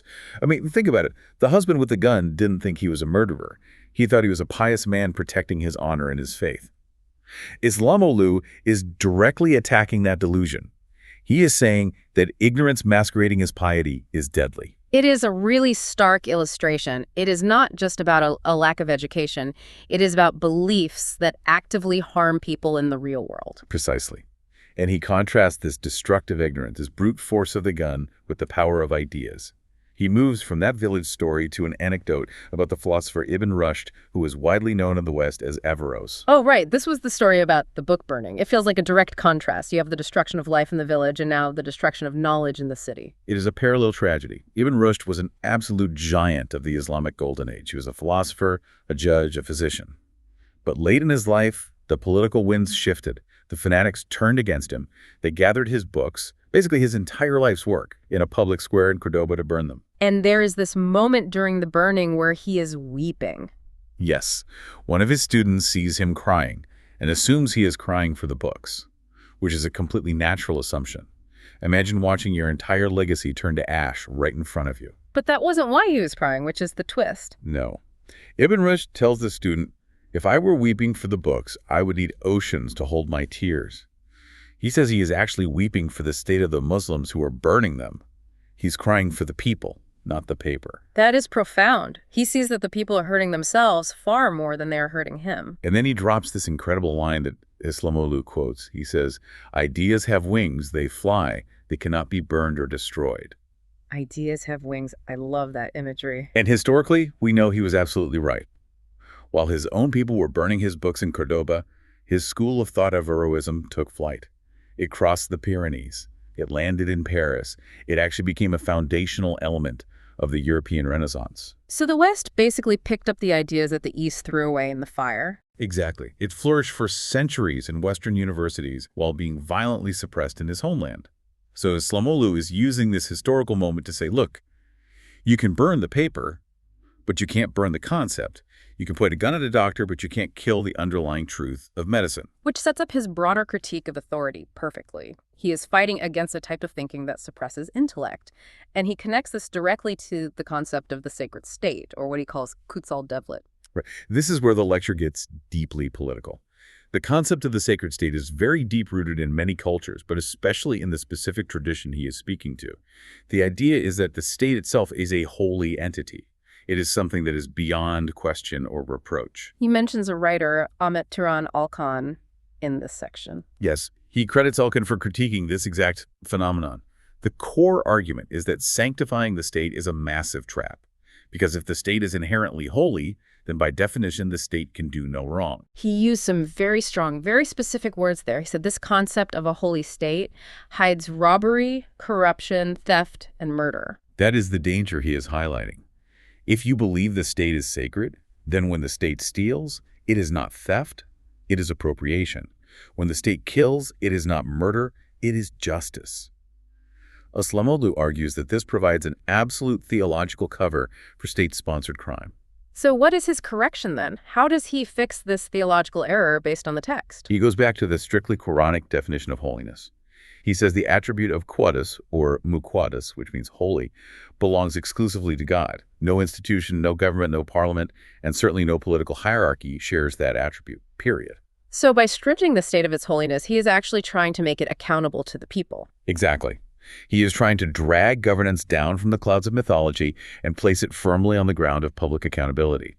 If the state isn't holy, it can be criticized, it can be audited, it can be held legally and morally responsible for its crimes. It is super interesting because usually I think people assume religious speakers want more religion intertwined with the state, but he seems to be arguing for less mystification of the state. He wants ethics in the state, not mythology.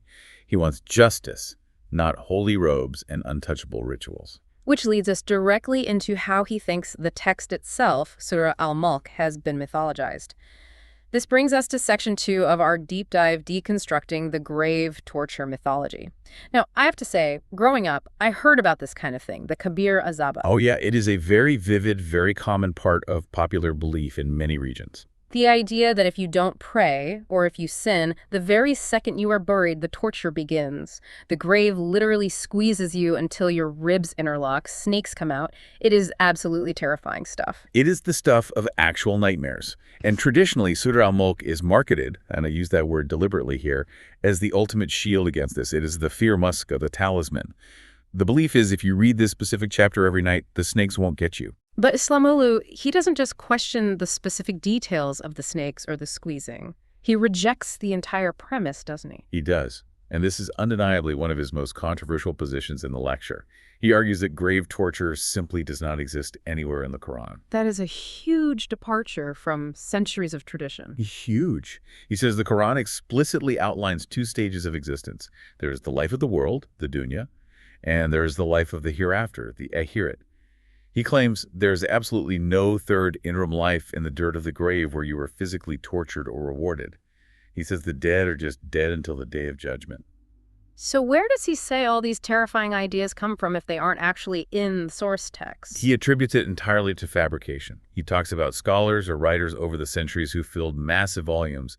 He specifically mentions these dense 800-page books detailing the incredibly specific tortures of the grave. And he mocks this quite effectively. Yeah, I loved his sarcasm there. Right. He asks the audience, did you go there? Did you interview people who came back? Did you set up a hidden camera inside the coffin? How do you have 800 pages of material on something no living person has ever seen? It is essentially a fear industry. Yes, that's exactly it.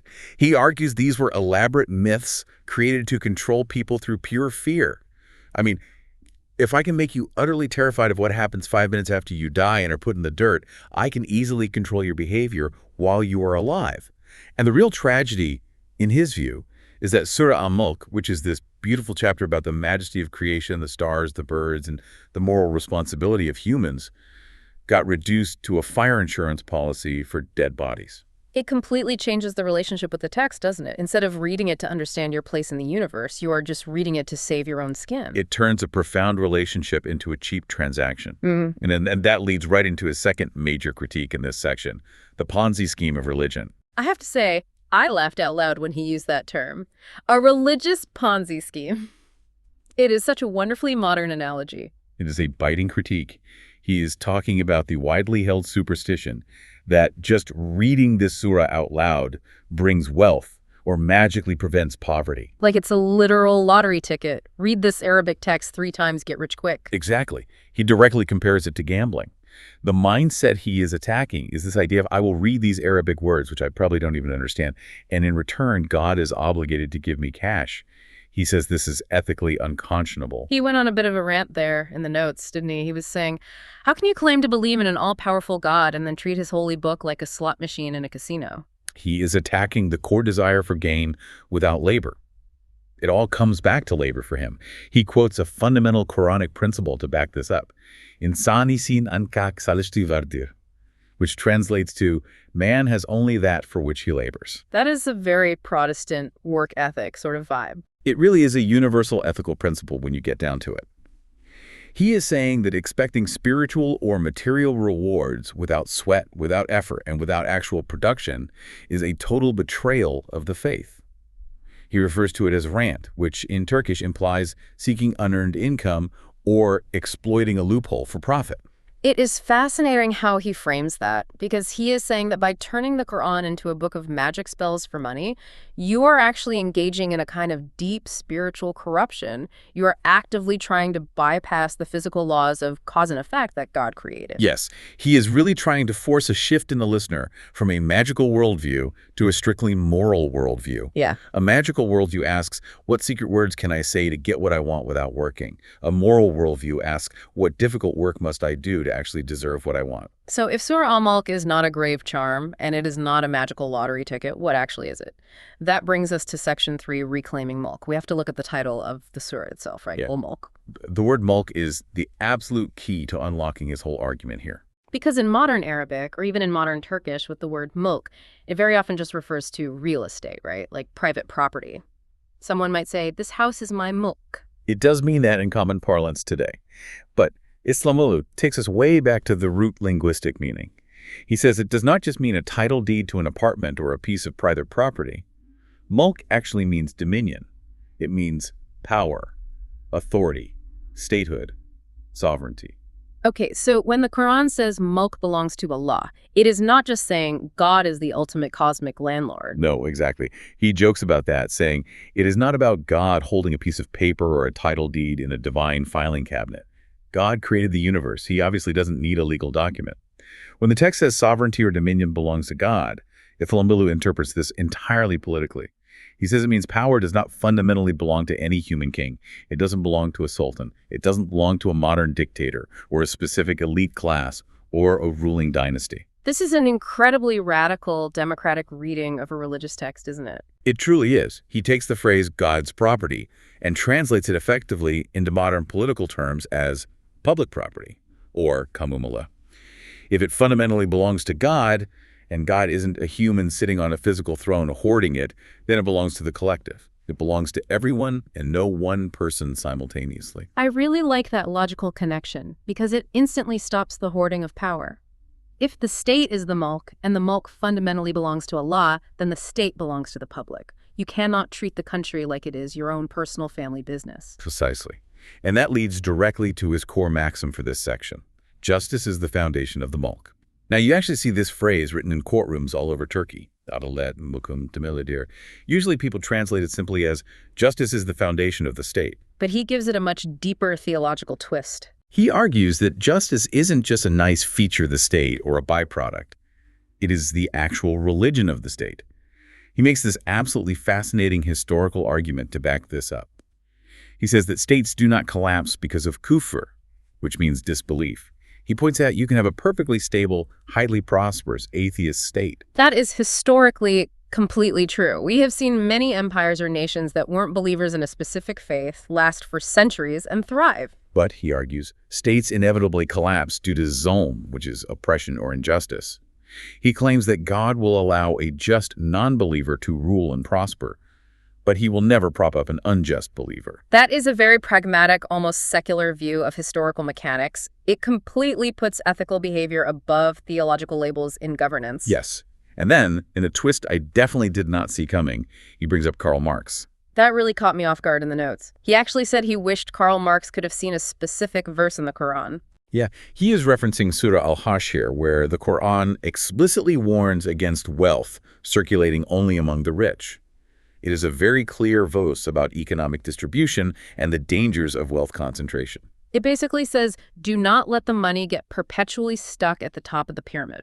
Exactly. Islamolu suggests that this core religious principle perfectly aligns with anti-oligarchic anti-monopoly principles. He literally imagines a scenario where if Marx had seen that the Quran explicitly forbids the hoarding of capital within a tiny elite class, he might have had a completely different view of the text. He might have seen the text as an ally in the historical fight against worker exploitation. Just a quick reminder to our listeners here, because we are diving into some heavy political philosophy. As always on the deep dive, we're totally impartial. We aren't endorsing Marx and we aren't taking a stance on the economic systems mentioned. We're just reporting on the fascinating parallels the speaker is drawing in the source material. Absolutely. And for Islamolu, drawing that parallel reinforces his main point, that the Quran is fundamentally a book about establishing a just social order, not just a manual for individual private rituals. He is arguing for a society where resources are shared equitably, not monopolized. And a crucial part of maintaining that social order is the concept of liyaquat, or merit. This is a huge topic in governance everywhere in the world today, but especially in the specific region he is speaking to. Right, meritocracy is the ultimate antidote to nepotism. He warns his audience that if authority or a job is given to one of us, meaning someone from our specific tribe, our political party, our religious sect, rather than the one who is actually qualified to do the job, it is a betrayal. He calls it ihanet.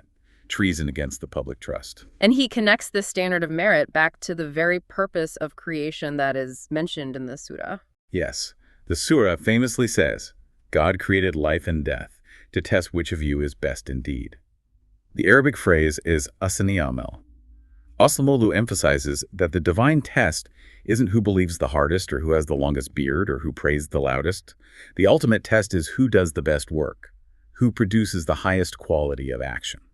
I think that is a vital distinction that gets lost a lot in modern discourse. People tend to think religious means someone who performs religious rituals well. He is saying religious actually means a person who does their job well and ethically. Exactly. He uses a very practical example. If you hire an incompetent architect just because he happens to be your cousin or because he goes to the exact same mosque as you, and then an earthquake hits and that building collapses, killing people, you have completely failed the test of Asaniyama. You have betrayed the Mulk. That is a powerful way to frame it, which brings us to Section 4, the battle between reason and dogma. Because if we are going to have this just state and a meaningful practical faith, we need to know how to actually think. And here is where he aggressively attacks the autopilot mode of modern religion. He makes a very sharp distinction between routine and ritual. He has a really catchy phrase here in the notes. He does. He says, when worship becomes a mindless routine, it turns into a meaningless rip. It just becomes muscle memory. You stand up, you sit down, you mumble some words you've memorized. He argues forcefully that this isn't actually worship at all. It is just a hollow habit. And then he goes right after dogma. He states bluntly that Islam has no dogma. Now, that sounds incredibly counterintuitive to a lot of people. Doesn't literally every religion have dogma at its core? Well, it depends entirely on how you define the word dogma. He defines dogma as something you are forced to believe without questioning, or even worse, something you believe precisely because it is logically absurd. He actually references Tertullian here, the early Christian author who famously said, I believe because it is absurd. Right, credo quia absurdum. Exactly. Islamolu argues that this specific concept, the idea of belief despite reason, or belief in defiance of logic, is completely foreign to the Quran. He claims the Quran never once asks a believer to shut off their brain.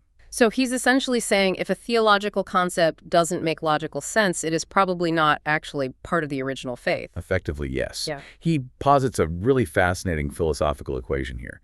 He says, reason is internal revelation, and revelation is external reason. Reason is internal revelation. Akul isteki vahidir. That elevates the human mind, human intellect, to incredibly high, almost sacred status. It absolutely does. It means your innate intellect, your ability to apply logic, is a divine gift from the exact same source as the written scripture. Therefore, they fundamentally cannot contradict each other. If they seem to contradict, he argues you are simply misunderstanding one of them. He points out that Surah Al-Mulk repeatedly equates listening to the revelation with reasoning using your intellect. The text explicitly says people end up in hell because they failed to do either one of those things. So you can listen to the external message, or you can figure it out internally with your own brain. Both are entirely valid parallel paths to the same ultimate truth. Yes, and he sharply contrasts this empowering view of intellect with the concept of a clerical class, or the Reuben. He is unsparingly critical of the established religious hierarchy. Oh, the robes. He really went after the holy robes in this part. He did. He didn't hold back. He says true Islam has no clerical class. There is no priesthood. There is no intermediary. He argues that the holy robes, the fancy jubbas, the strict hierarchies, these were all stolen or imported over centuries from other religious traditions to create an artificial elite. He actually calls them religion sellers. Religion sellers, or in Turkish, simsar, which means brokers or middlemen. He argues that when you create this special elevated class of people who look visually holy and dress holy, you actively discourage the average person from thinking for themselves. You condition people to outsource their reason to the man wearing the fancy robe. And Islamolu clearly wants the listener to take that intellectual authority back. He wants to completely eliminate the middleman. He is basically looking at the audience and saying, you do not need a broker to talk to God. You have a functioning brain, and that brain is your direct connection to the divine. Which perfectly explains why he spends so much time distinguishing between inductive and deductive thinking. He uses the story of Abraham as his prime example of how to think correctly. Right. This is the Tumavarna method. Inductive reasoning. He calls it the Abrahamic method. The story goes that Abraham looks up at a star and says, this is my Lord. Yeah. But then the star sets, and Abraham says, no, I don't love things that set and disappear. Then he looks at the moon. It sets. He looks at the sun, it sets. He observes the physical evidence first, before making a conclusion. Exactly. He follows the empirical data to reach the logical conclusion. He realizes through observation that none of these temporary physical things can be the ultimate creator.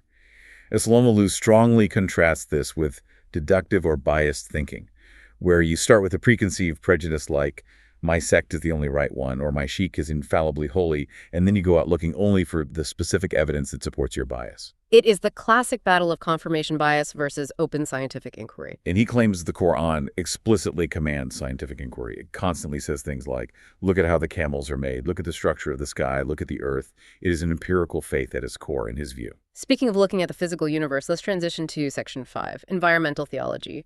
Honestly, this was arguably the most surprisingly modern part of the entire lecture. He talks at length about the rain prayer. This is a totally scathing critique of modern hypocrisy. In Turkey, just like in many places dealing with climate change, there are severe droughts. And when there's a bad drought, the religious community very traditionally organizes a formal rain prayer. They gather everyone, go out to the dry fields, and pray to God for water. But Islamolu points out the glaring contradiction in this practice. He says to them, you cut down the forests, you cover the breathing earth in thick concrete, you completely destroy the natural ecosystem for profit.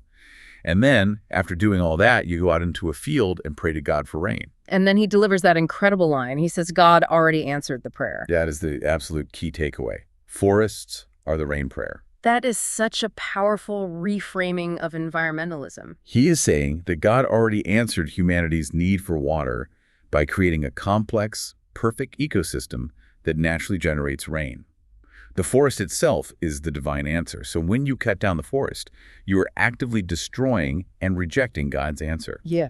To pray for rain after you just clear-cut the trees is an insult to the Creator's intelligence. It turns environmentalism into a direct theological duty. It is no longer just a secular liberal idea of saving the planet. It is literally respecting God's physical answer to your needs. And he expands this ecological idea into a redefinition of the concept of tesbih, or glorification of God. Usually when people hear tesbih, they think of an older person using prayer beads, sitting in a corner, and whispering subhanallah 99 times. Right, just counting the physical beads. Click, click, click. But Islamollah completely redefines it based on the cosmos. He asks the audience, does a massive galaxy have a hand to hold prayer beads? Obviously no. So how does a galaxy praise God? By spinning. By existing. By acting perfectly according to its created nature. An atom performs tesbih by spinning. A galaxy performs tesbih by rotating in space. A tree performs its tesbih by photosynthesizing and producing oxygen. So a tree is technically worshiping just by successfully being a tree? Yes. And the implication he draws from this is incredibly stinging to traditionalists. He suggests that a secular non-believer who actively respects nature, or a scientist who dedicates their life to studying the stars, might actually be performing tesbih much better than a traditional Muslim who is mindlessly clicking plastic beads while their heart is full of greed or ignorance. Wow. It really broadens the definition of worship beyond recognition. It includes physics, it includes ecology, it includes biology. He even brings in entropy.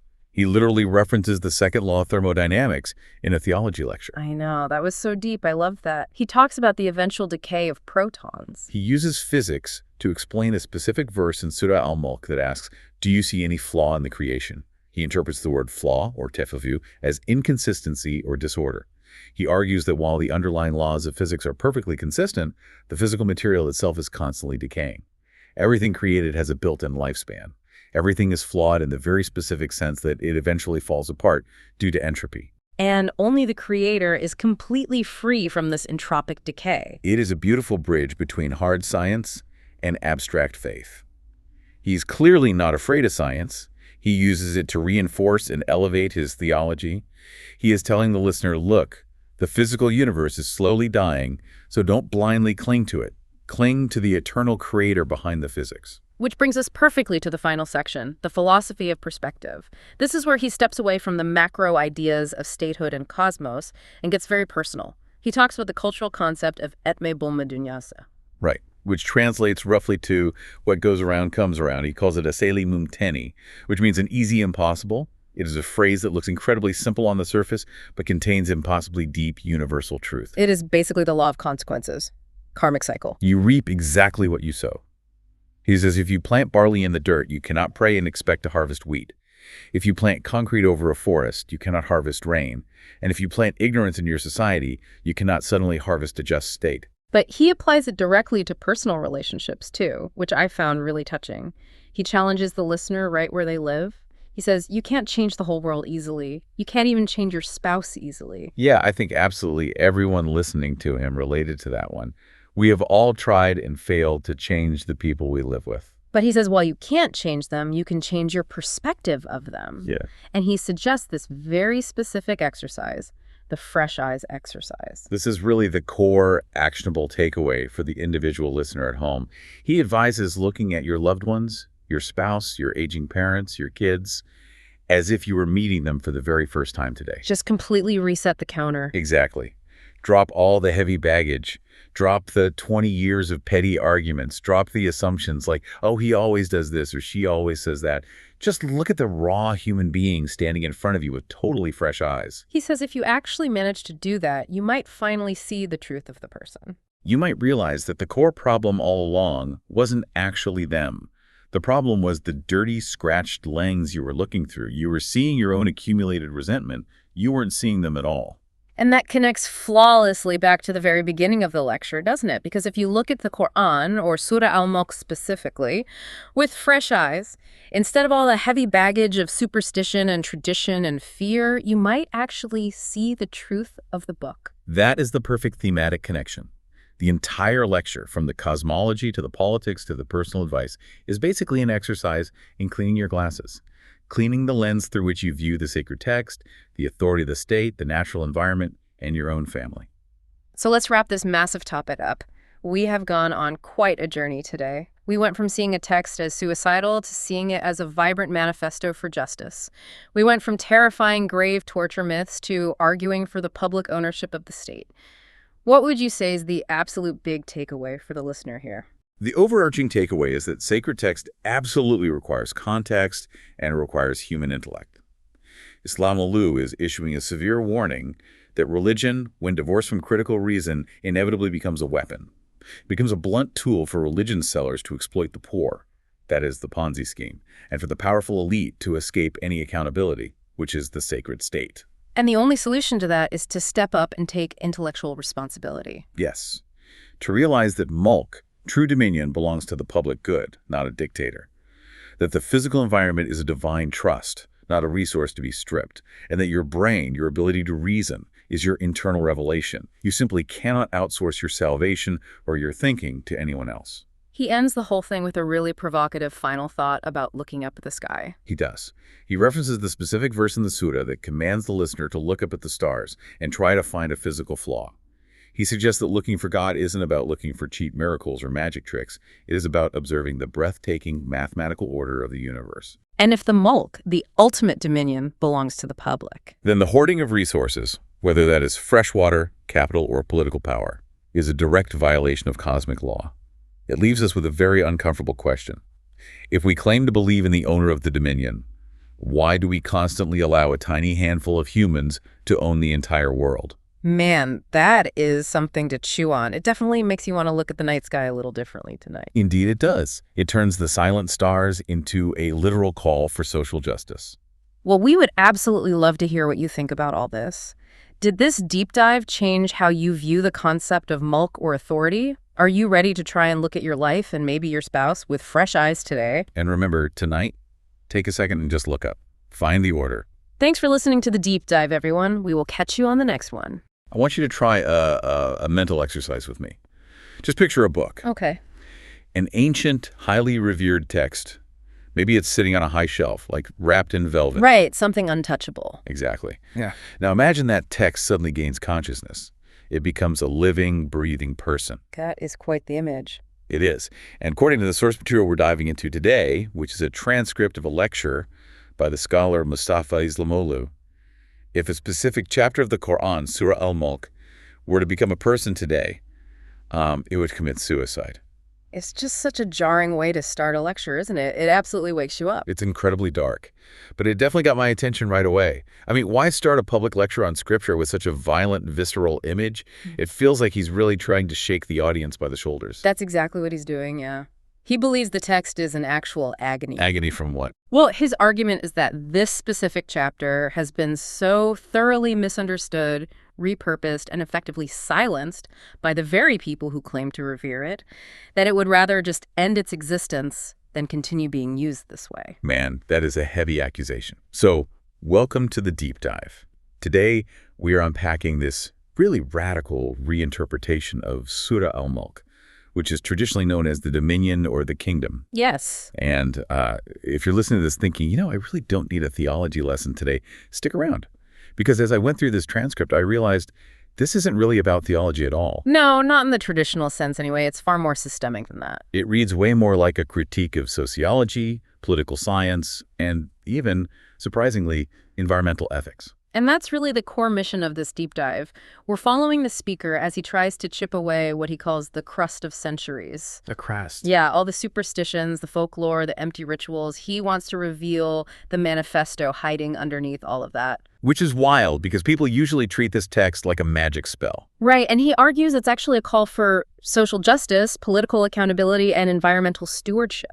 Let's get into that magic spell idea first, because Yeah. I think that's where most people actually encounter this text. Definitely. If you know Surah Al-Mulk, you probably know it as the thing you recite to protect yourself, right? Yeah. Like it's highly functional.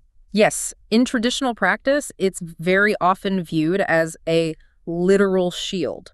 You recite it to ward off punishment in the grave after you die. Right. Or in some circles, it's seen as a way to attract wealth. It's basically a tool you use to get a specific result. And this is where he just completely throws down the gauntlet. He doesn't just say that's an incorrect way to read it. He literally calls this view a religious Ponzi scheme. He does. And he is using that economic term very deliberately. How so? Well, think about how a Ponzi scheme works. You want a high return with zero actual investment. You want the profit without the labor. So how does that apply to religion? Is he basically saying people are lazy? Essentially, yes. He argues that treating scripture as a luck charm is entirely transactional. It's a way to bypass the hard work of being a good human being. Interesting. He says people treat religion like a lottery ticket. You pull the right number, or in this case, you recite the right verses, and boom, you hit the jackpot. You get into heaven or you get rich. Exactly, without ever having to engage your intellect, your sweat, or your conscience. It's the get-rich-quick scheme of spirituality. You pay the entry fee of a few minutes of recitation, and you expect this massive payout of eternal salvation. And he is visibly furious about it in the text. He points out a fundamental principle from the Quran itself, which states that a human being only gets what they strive for. So there has to be actual labor. Sweat, intellect, production. But this lottery ticket mentality tries to bypass the merit entirely. He calls it seeking rant, which means unearned profit. That's fascinating because usually when we see critiques of religion, people talk about dogma or intolerance, but he's critiquing the actual mechanics of how people believe. He's attacking the idea that you can just hack the system. Ignorance and laziness are his main targets here, and he connects this Ponzi scheme mentality to a very specific and quite dark superstition. The grave charm. The grave charm, yes. This is the idea that the text physically protects you from torture after you're buried. Yeah. I've heard of this. It's this concept that the grave is a terrifying place and you need a spiritual bodyguard. Right. Now, the speaker mentions an author. He doesn't name him, but he references a specific work, who wrote a 2-volume set, 1,600 pages long, solely on life in the grave. Wait, pause. 1,600 pages. Yes. On what happens after you're buried. How do you even fill 1,600 pages with that? By detailing incredibly minute tortures, snakes, questioning angels, and specific verbal formulas you have to memorize to avoid them. Aslamululu calls this author an invention machine. He asks the obvious question: did you go there? Did you interview people who came back?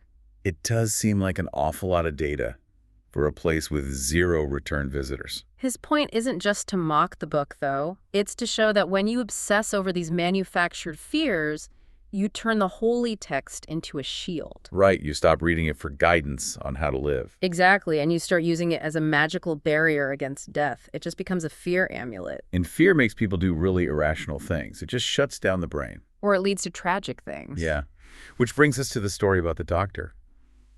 I have to say, reading this part of the source material was really difficult. It is very tough. That's an absolute punch in the gut, but it really drives home why he is so angry about this kind of ignorance. It is heartbreaking, but it's crucial to understanding the stakes of his argument. He tells an anecdote about Dr. Fahrettin Karakuli Batur, who a lot of people might know by his stage name, Cüneyt Arkın. Yes, he was a massive movie star in Turkey later on, sort of like their Clint Eastwood. But before that, he was a trained physician. And the story goes that he was sent to a rural village as a young doctor. Right. A woman in the village was in labor. It was a complicated labor, and she was in absolute agony. Dr. Fahrettin went to the house to help her, but he was stopped at the door at gunpoint. By her own family. Her husband and her father. They wouldn't let him inside because he was a man. Unbelievable. They considered him nomarim, forbidden to see her, even for a life-or-death medical necessity. They prioritized a rigid, misunderstood religious rule over human life. And the outcome? It was catastrophic. The woman died. The baby died. Yeah. The doctor just had to sit outside and listen to her screams until they stopped. That is just horrifying. It makes you realize that when he talks about superstition, he isn't talking about harmless little quirks. Exactly. We often think of superstition as harmless, like knocking on wood or avoiding black cats. But he argues that when you replace reason, science, and medical necessity with rigid, ignorant dogma, real people die. Yeah. He has a line that really stood out to me. He says, "Ignorance is a burden on life, but it is heaviest on women." That's such a powerful distinction. It's not just abstract theology for him. It's literally a matter of life and death. And it highlights why he's so aggressive about chipping away that crust we talked about. He believes this ignorance isn't just traditional, it's lethal. But he doesn't just leave us in the despair of that story. He pivots to a historical example to show that you can't actually kill the truth, even if you kill the people holding it. Yes, he brings up Ibn Rushd, who is known in the West as Averroes. A giant of philosophy and science in the 12th century. A massive figure. Yeah. And in his time, the religious establishment felt deeply threatened by his rationalism, so they burned his books. They exiled him. Standard procedure for dealing with dissenters back then. Yeah. Silence the man, burn the evidence. Indeed. But there's this beautiful moment the speaker recounts. Ibn Rushd's student sees the books burning in the square and starts weeping. And Ibn Rushd turns to him and says, "If you are crying for the books, don't. Ideas have wings." Ideas have wings. I absolutely love that image. You can't burn a concept. And he was right. Those ideas flew to Paris, to Oxford. They helped spark the European Renaissance. Wow. The message here is that you can burn the paper, you can silence the doctor at gunpoint, but you cannot kill the truth. It will just land somewhere else. Which brings us to the truth that he thinks is hiding in Surah Al-Mulk. We've talked about what it's not. It's not a magic spell. It's not a zombie protection kit for the grave. So what is it? Right. The title Mulk usually gets translated as dominion or the kingdom. It does. And in English, when we hear dominion or kingdom, we immediately think of territory. We think of real estate, castles, borders, flags. Ownership, like this is my land. But the speaker argues for a major linguistic pivot here. He says in the Quranic context, mulk isn't about owning physical land. It refers to authority, power, and state administration. Okay. We are moving from real estate to statecraft. So it's actually a political text. That seems like a massive shift from a prayer for the dead. It is highly political. The central phrase of the chapter is, mulk belongs to Allah. Okay. Now, normally people nod here and say, yes, God is the king, God is powerful, but the speaker says, hold on a second. Does God have a title deed? Does God live in the presidential palace? Obviously not. God isn't down at City Hall signing zoning permits. Right, so if power belongs to God, what does that actually mean for humans? He says it means power cannot belong to any specific human. Wow. It cannot belong to a king, a sultan, a dictator, or some privileged elite class. That is a massive leap. You're saying that by attributing absolute power to God, you're actually stripping it away from autocrats? Precisely. He argues that the phrase mulk belongs to Allah effectively translates to state property is public property. It is a trust, a public trust. That sounds incredibly modern. It sounds like the foundational definition of a republic.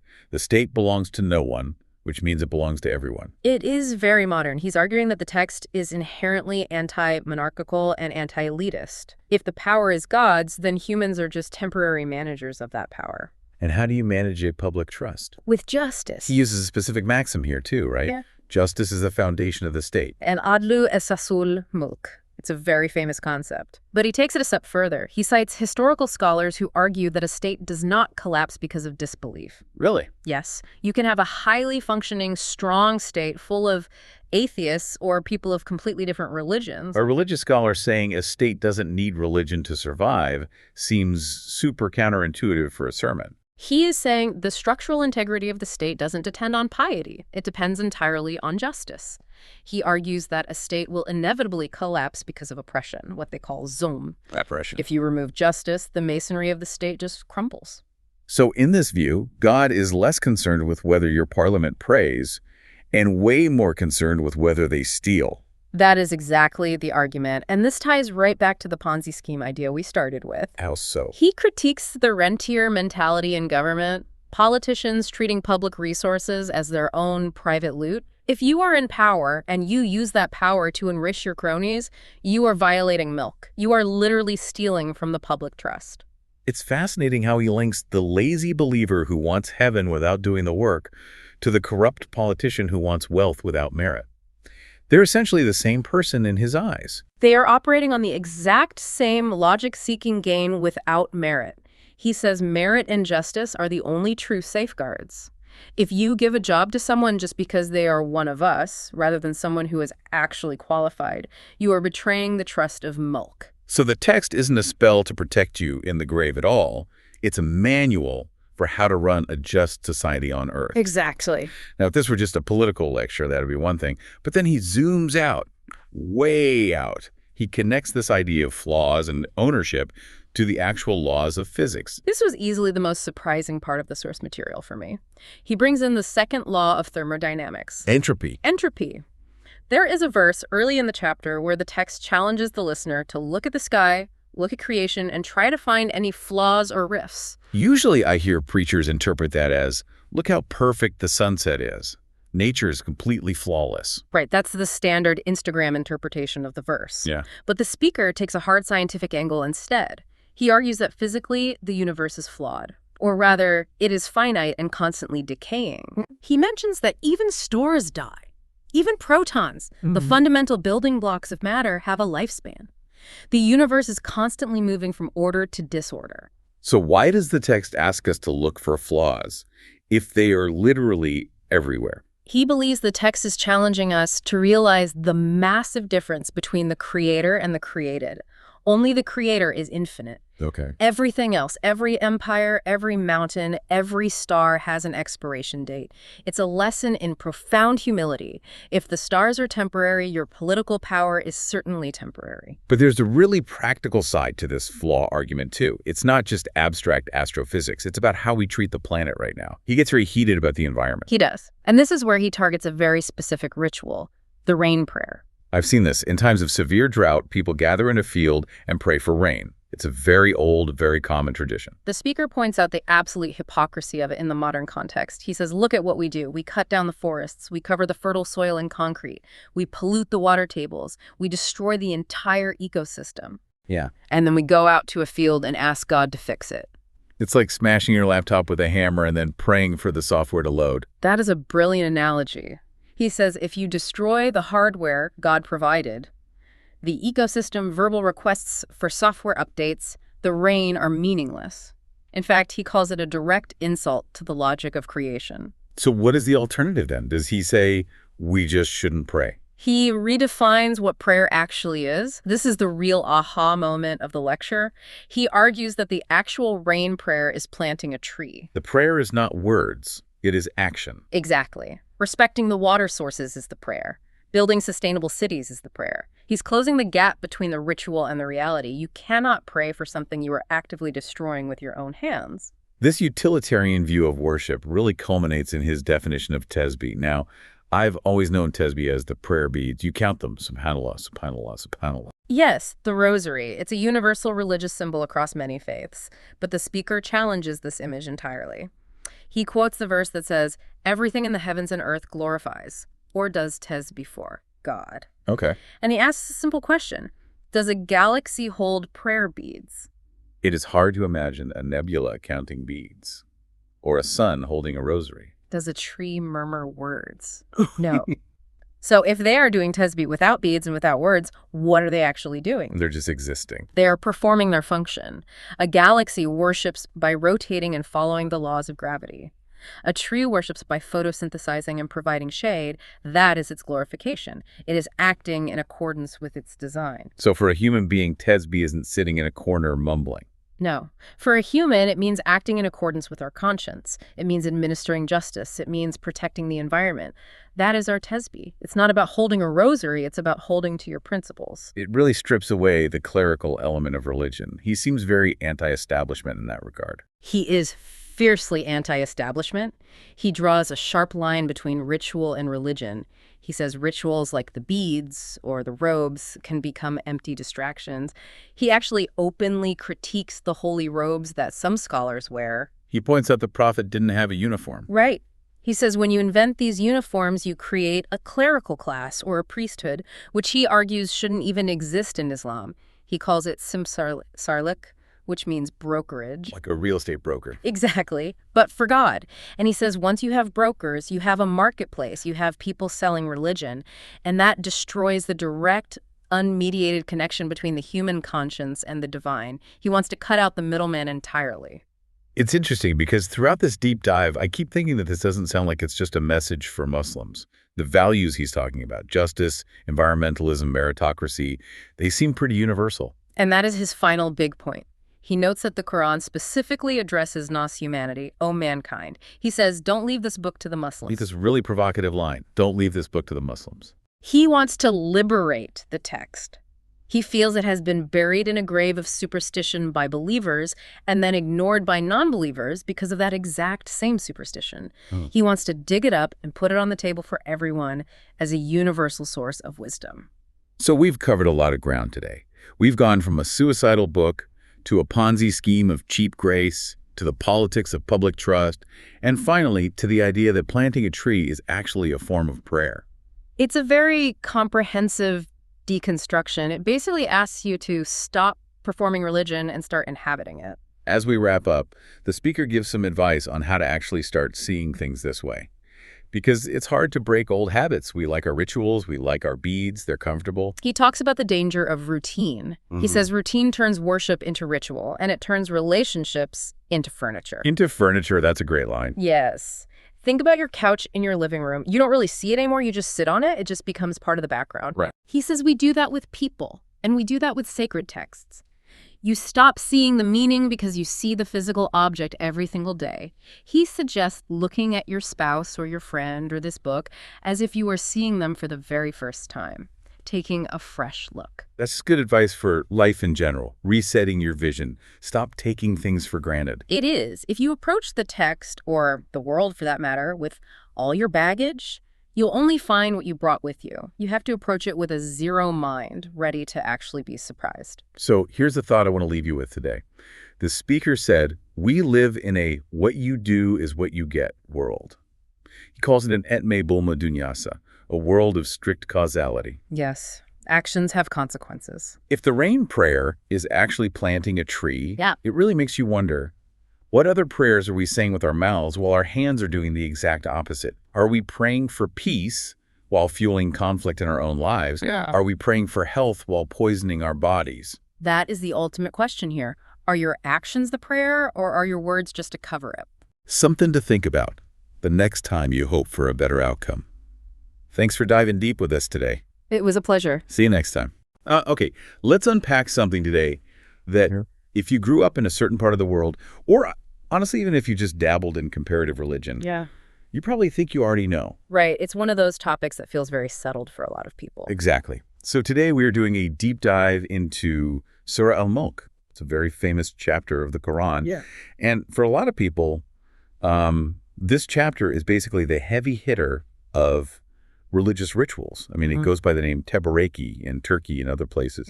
It's extremely common. Yeah, and it's heavily used as this, like a protection amulet. It's the thing you're supposed to recite to protect yourself from, the punishment of the grave. Yeah. It's almost treated like a spiritual security blanket. That's a great way to put it. It's deeply, deeply embedded in the cultural psyche. In traditional practice, this chapter is often treated like, almost a spiritual lottery ticket. A lottery ticket, yeah. You read it, and it's supposed to ensure wealth or prevent poverty and sort of magically fix your material problems.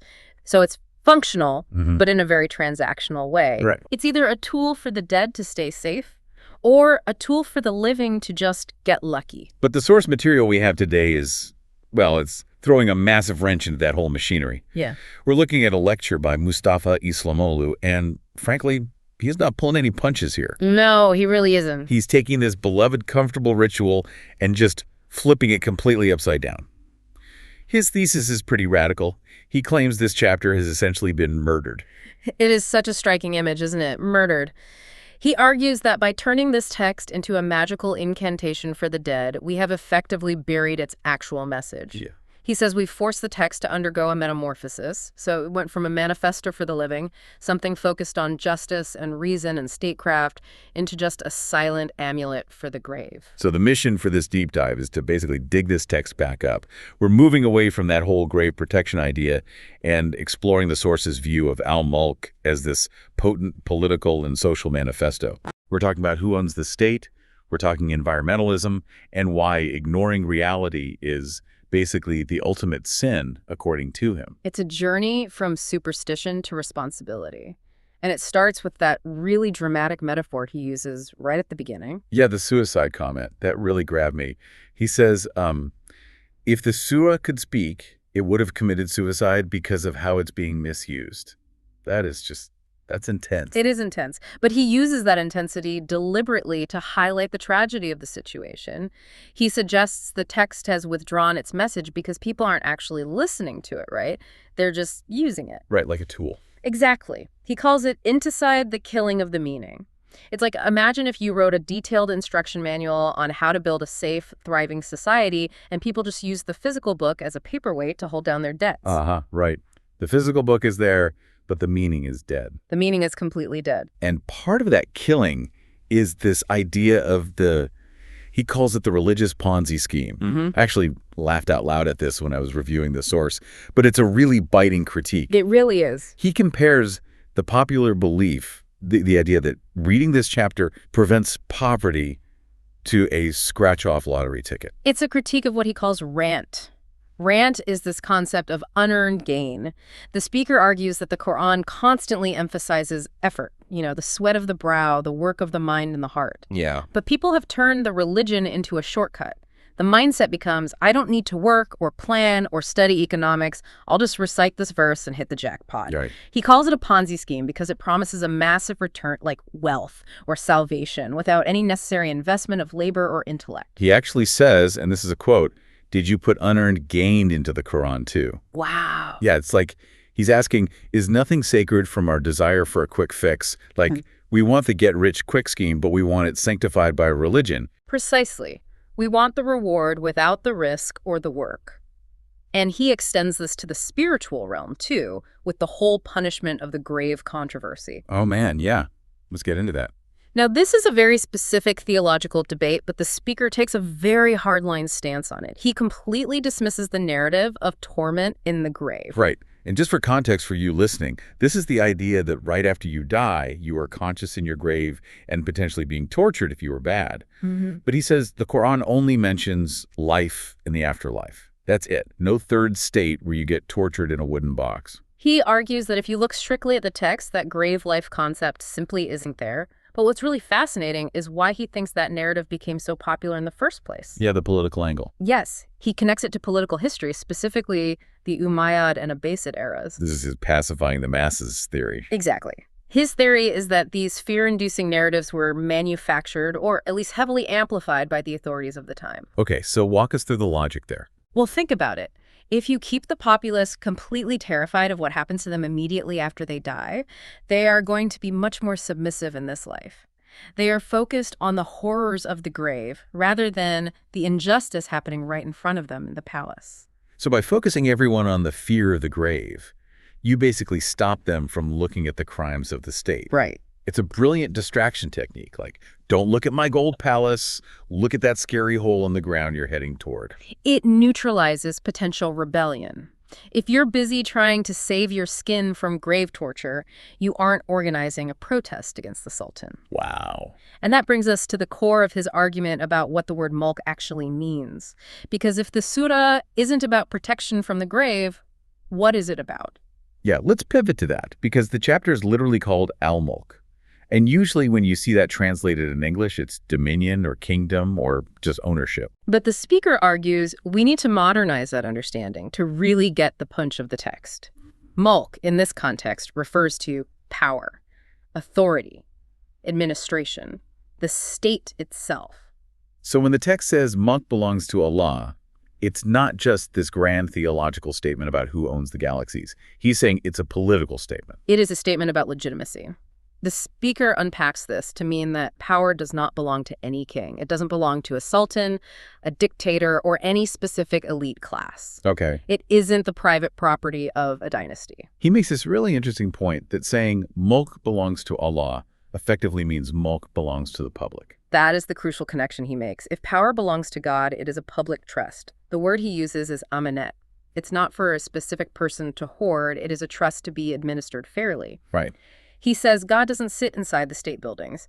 So saying it belongs to God means it's a trust held for the benefit of everyone. It's remarkably democratic in its implication. And this leads to that really provocative quote he cites regarding the sustainability of a state. He says, "The state does not collapse from disbelief or kufr, but it collapses from oppression zulum." It's a very powerful distinction. He's arguing that justice is the actual religion of the state. Justice is the religion of the state. That's a strong phrase. Yes. You can have a state of non-believers that survives and thrives simply because it is administered justly, but a state of quote-unquote believers, that is oppressive. It's doomed. It will collapse. Without justice, there is no legitimacy. It really reframes the whole idea of what makes a good society. It's not about how many prayers you say publicly or how many religious symbols you slap on the flag. It's about whether the administration is fair. And then he even throws in a reference to Karl Marx, which I definitely did not expect in a sermon about a Quranic surah. It was a very fascinating crossover. He mentions Surah Al-Hashr, which has a verse stating that wealth should not just circulate solely among the rich. And he literally says, I wish Karl Marx could have seen this verse. He's basically pointing out that the text advocated for social equity and preventing the hoarding of wealth long before modern political theory even existed. Yes, and he's lamenting that Muslims have failed to present this economic justice aspect of their own text. They failed to the point where other secular ideologies had to step in and fill the gap. Right. It highlights his view that the text is meant to solve real-world systemic problems like poverty and class disparity, not just act as spiritual comfort. So we have the text as this dynamic political manifesto, but then he shifts gears a bit into the mindset required to actually understand it. And he warns about what he calls the routine trap. Now, this is something that applies to everyone, whether you're religious or not. He argues that when religion, or really any belief system, becomes routine, it degrades into a ritual. And when it becomes just a ritual, it hardens into dogma. And he says a Muslim cannot have dogmas, which sounds totally contradictory to how we usually think about religion, right? Usually we assume religion is dogma. It does sound contradictory at first, but he's using the word dogma to mean unquestioned, blind belief. He says faith actually requires inquiry. If you aren't actively thinking and questioning, you aren't really believing. You're just repeating. You're just a parrot. Exactly. He is pushing for a dynamic, active intellect. I love the formula he uses for this. He says, reason is internal revelation, and revelation is external reason. It beautifully collapses the dichotomy between faith and intellect. He argues they are essentially the same source code. The Quran, in his view, never criticizes the use of intellect. It only ever criticizes the lack of it. Right. He's saying that God gave you a brain so you would use it, not so you would bypass it in the name of faith. And to prove this, he brings up the story of the prophet Ibrahim, or Abraham. But he frames Ibrahim not just as this holy prophet, but as a guy essentially using the scientific method. Yes, he's using inductive reasoning. It's a great retelling of the story. Ibrahim looks up at a star and he says, "This is my Lord." But then the star sets. Then he looks at the moon sets. He looks at the sun, it sets too. So he's observing the data points. Exactly. He observes the data. He realizes that anything that changes, anything that disappears, cannot be the absolute eternal creator. Right. He doesn't just start with, okay, I blindly believe. He observes the star, the moon, the sun, and he draws a logical conclusion. The speaker says this story is in there to teach humans how to think, not just what to believe. It's all about the process of discovery. And that process requires a fresh perspective. The speaker makes a very practical, almost psychological point here about changing your perspective. He notes how people try to change their lives by changing their external circumstances, like their furniture, their cars, or even their spouses. Don't change your spouse, change your perspective. That was the line. Well, he says before you try to change the external world, you have to examine your own lens. He gives this really profound advice to look at your loved ones with a zero mind. A zero mind, meaning, like, forget all the baggage, forget the argument you had yesterday. Look at them as if you are meeting them for the very first time. It is a difficult exercise in stripping away prejudice. Because if you can't look at a person without the filter of all your past grievances, you can never see their actual truth. You just end up seeing your own projection of them. That is solid advice for a marriage, and apparently for reading ancient texts, too. Absolutely. Now, speaking of looking at the world with fresh eyes, we have to talk about the environmental section of this source, because this is where he gets really fiery. He does. He completely attacks the hypocrisy of the rain prayer. Right. And this is a common tradition in a lot of agricultural or dry climates. If there's a drought, everyone goes out to the fields together and prays to God for rain. Yes, but the speaker points out the sheer absurdity of humans destroying the ecosystem, cutting down all the forests, pouring concrete over the earth, and then going out into that concrete wasteland to ask God for rain. He says, the rain prayer is the forest. Exactly. God already answered the prayer for rain by creating nature. The forest is what creates the rain cycle. So by destroying the forest, you are actively rejecting God's answer. He frames it as an act of immense ingratitude. He's basically saying you can't destroy the physical mechanism and then ask the inventor to just make it work by magic. It's a very cause and effect view of spirituality. Actions have physical consequences. And this ties perfectly into his redefinition of the concept of tasbih. Usually, tasbih is understood as the act of using prayer beads to verbally praise God. Right, just repeating praises. But he says true tasbih is cosmic harmony. Wait, so he says the galaxy praises God? Yes, but by functioning. The sun praises God by burning and providing light to the solar system. The mountains praise God by stabilizing the Earth's crust.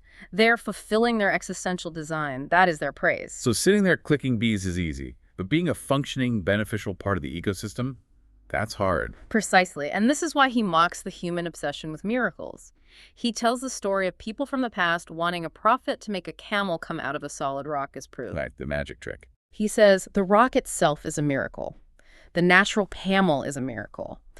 If you are constantly looking for supernatural magic tricks, you are completely blind to the miracle of existence itself. It's like we get bored with reality, so we demand fantasy. But the reality of a functioning universe is the truly impressive part. And ignoring that reality, ignoring the laws of nature, ignoring human rights, ignoring reason, it has a cost, a terrible, tangible cost. And this leads to what I think is the most heartbreaking part of the entire lecture. Yeah, the Quranic Arkan story. Now, for those listening who don't know, Quranic Arkan was a legendary Turkish action movie star. Think kind of like Clint Eastwood meets Bruce Lee. But before he was famous, he was a doctor. Yes, his real name was Fahrettin Correctly Batur. And the speaker retells a specific incident from when Arkan was just a young doctor doing his service in a remote village. This story is heavy. So he's in this village, and there's a woman having a very difficult childbirth. She's in serious medical trouble. She is actively dying. And the doctor, the young Cüneyt Arkun, wants to intervene. He has the medical skills to save her life. But the woman's husband and father pull guns on him. Because he's a man. Yes, because he is Namarem. According to their strict, dogmatic interpretation of religious law, a strange man cannot touch the woman, even to save her life. They absolutely refuse to let him help. And the result is just tragic. The woman dies. The baby dies. And Arkin recalls them screaming in agony until the morning. The doctor is so deeply traumatized by this event, by the utter senselessness of it, that he quits medicine completely and moves away to become an actor. The speaker uses this story to land a massive punch. He says, ignorance is a burden on the soul. And specifically, it is a burden on women. He argues that this kind of ignorance where dogma completely overrides life-saving reason, it always victimizes the most vulnerable people in a society. That woman paid the price for their superstition with her life. It really brings the whole argument home, doesn't it? I mean, we started this deep dive talking about grave amulets and abstract political theory, but it ends up being about literal life and death. If you misuse the text, if you bury reason and superstition, real people die. That is the ultimate so what of this source material. The speaker, Islam, is arguing that when you divorce religious text from reason, which is aklam and justice, adalat, you don't just get bad theology. You get a broken society. You get oppression, you get senseless tragedy. So I've gone from Al-Mulk as a magic spell to keep you safe in the grave, to Al-Mulk as a manifesto for likat, which is merit and stewardship of the earth. It's a complete shift from the passive to the active. His message is, don't recite it for the dead, live it for the living. And he wraps the whole thing up with that one concept, Eden Bueller. Eden Bueller. It translates roughly to what you do, you find. It's karma based. In a way, yes. Yeah. It's the idea that the world and the afterlife is an echo chamber of your own actions. If you plant corn, you don't harvest wheat. If you plant ignorance and superstition, you don't harvest justice. It's a massive call to take responsibility. No more religious Ponzi schemes. And he leaves his audience with this haunting idea that we have exiled the concepts of the Quran. We've turned these vibrant principles into refugees, stripped of their original context and meaning. His call to action is to bring them home, to resurrect the text from the grave that we put it in. It's a lot to think about. It really challenges you to look at your own beliefs, whether you're religious or totally secular, and ask yourself, are these active, living principles that I hold?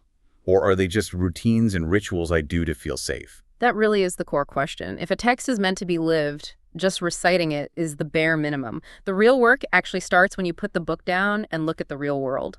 So here's a final provocative thought for you to carry with you today. The speaker suggests we've deadened these ancient texts, specifically to avoid the challenge they present to our daily lives. So what dead text or dead principle in your own life needs to be resurrected? Is there a core value you claim to hold, like honesty or health or equity, that has just become a ritual for you, something you say but don't actually do? Maybe it's time to stop reciting the amulet and start actually living the manifesto. I think that's a perfect place to leave it. That's it for this deep dive. Thanks for listening. Stay curious. Welcome to the debate. Today we are performing an autopsy on a text that, according to our source material, has been basically buried alive. Right. We are analyzing a lecture by Mustafa Islamoglu on Surah Al-Mulk, and the central question is incredibly provocative. Has this chapter of the Quran been deliberately turned into a fear amulet, really, and a chant for the dead, just to hide its true purpose as a political manifesto for the living? It is, well, it's a radical proposition. We're looking at a tension that basically defines the modern religious experience. Is faith a ritualistic shield against the terrors of the afterlife, or is it a rational social contract for justice and governance right now? I'll be taking the position that the source material is fundamentally correct. The lecture argues that Surah Al-Mulk is a mandate for meritocracy and rational statecraft. The speaker posits that the text has been hijacked, turned into a sort of religious Ponzi scheme where people trade empty rituals for a get-out-of-jail-free card in the grave. He argues it must be reclaimed. And I will take the opposing view. While the speaker's critique of corruption is definitely sharp, I argue that his method, which involves stripping the text of its metaphysical mysteries, specifically the punishment of the grave, is a reductionist overcorrection. He is trying to force a 7th century theological text into the mold of a 21st century political constitution, And in doing so, he might actually be killing the very spirituality he claims to be saving. Okay, let's start with the crime scene, so to speak. The speaker opens with a very specific accusation. Surah Al-Mulk has been buried. He points out a fascinating naming convention. The surah is traditionally called Tabarike by the masses, but its actual name is Al-Mulk. I mean, that seems like a minor semantic detail, doesn't it? Tabarake just means blessed be he, which is literally the first word of the chapter. It's a very common way to name chapters. It is, but the speaker argues it's a deliberate deflection. Tabarake sounds soft, spiritual, harmless. It invokes abundance. But Al-Mulk means the dominion, the power, the authority. He argues that by renaming it Tabarake, tradition has softened the blow. It allows people to recite it without facing the hard reality that the text is discussing who actually owns the state and authority. He says we've turned a book of law into a fear amulet, a korkumuskasa. Piongo bilete. It's a highly cynical way to view traditional piety. For centuries, people have read this surah hoping for intercession in the grave. To call that a Ponzi scheme suggests that millions of believers have been, well, duped by a fraud. Well, look at the transaction he describes. You live a life of corruption, you ignore justice, you destroy the environment, but because you recited this text or paid someone to recite it over your grave, you expect to be saved. He calls that a religious Ponzi scheme because you're expecting a payout without the investment. He cites the verse explicitly, "He created death and life to test which of you is best indeed, asin amele." Not who recites the best, but who does the best work. I don't dispute the emphasis on deeds. That is standard Islamic theology. My concern is that he creates a false binary here. He seems to think you can't have both the ritual comfort and the social responsibility. He vividly describes the surah as being offended by its readers. I am offended by you. That's the exact quote. He says the surah would scream, "You have turned me into acid," specifically tulzruhu, or hydrochloric acid, when I was meant to be the salt of your life. You use the text to scrub away your sins like a cleaning agent, rather than using it to flavor and preserve your actual life. He wants to move the text from a magical incantation for the dead to a user manual for the living. But to do that, he feels compelled to burn down the metaphysical house. He explicitly states there is no such thing as punishment of the grave, kabir aza'a. He just dismisses a massive corpus of hadith and tradition as mere fabrication by the Umayyad and Abbasid dynasties to create a raya, a docile flock. He's essentially saying, if you are afraid of the grave, you are a victim of political propaganda from the 8th century. Because he sees a direct link between that fear and political control. This is where the Finchanji Katurlaria's story comes in, the mules of the cup makers. It's a colorful idiom, but explain the political implication he's drawing from it. Right, so the idiom refers to mules carrying fragile cups. If you startle them, they break everything. It means don't rock the boat or don't disturb the powerful. He argues that the punishment of the grave narratives were amplified to keep people terrified of the afterlife so they wouldn't look at the corruption in the palace. Think about it. If you are trembling about a snake in your grave, you aren't asking why the Sultan is stealing from the treasury. When he says mulk belongs to Allah, he's not just stating a theological fact. He's issuing a challenge to every human dictator. And this brings us to the core conflict, the definition of milk. In classical theology, milk belongs to Allah expresses divine sovereignty. It is vertical. Man serves God. But the speaker translates milk effectively as public property or the state. He says, if it belongs to Allah and Allah doesn't sit in a palace, then it belongs to the public. He's returning the concept to its homeland, its vatan. He argues we have exiled these terms. If mulk implies the administration of resources and authority, and the Quran says this belongs to God, then no specific human, no king, no president, no elite class can claim ownership. It must be administered via liaquat, meaning merit, and adalat, justice. He even references Marx. Yes, and that was the exact moment I felt he tipped his hand. He says if Marx had seen this verse, referring to wealth not circulating only among the rich, he would have wished he saw it. He is reading the Quran as a socioeconomic constitution. While that's valid to an extent, when you equate Allah's dominion with public dominion, you are secularizing the divine. You are turning a statement about God's power into a manifesto against privatization. Is it secularizing, or is it making the divine relevant? He quotes the maxim, "Justice is the foundation of the state." Al-Adlu Asasul Mulk. He argues that states are destroyed by zulm, cruelty, not by kufr, disbelief. That is a profound distinction. You can have a society of non-believers that thrives because they are just, and a society of believers that collapses because they are cruel. He's saying the religion of the state isn't Islam or Christianity. The religion of the state is justice. That sounds excellent on a bumper sticker. The religion of the state is justice. But by reducing religion entirely to ethics and politics, what happens to the spiritual discipline? He attacks ritual, versus routine. He claims that when worship becomes routine, it loses meaning. But human beings need routine. We need the container. He seems to want a religion of pure intellect. He wants a religion of reason. This is his second major pillar. Reason is revelation. Akol vahidir. This is controversial, I know. It's incredibly controversial. It borders on placing human intellect above the text. No, he argues it's the text's own methodology. He uses the story of Abraham. Abraham looks at the stars, the moon, the sun. He uses inductive reasoning, tuma varam. He observes them setting and concludes these cannot be God.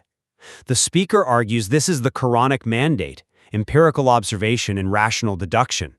He quotes an attribution to Imam Jafar. Reason is the internal revelation. Revelation is the external reason. He's elevating the believer from a sheep to a thinking agent. But if my reason is revelation, why do I need the book?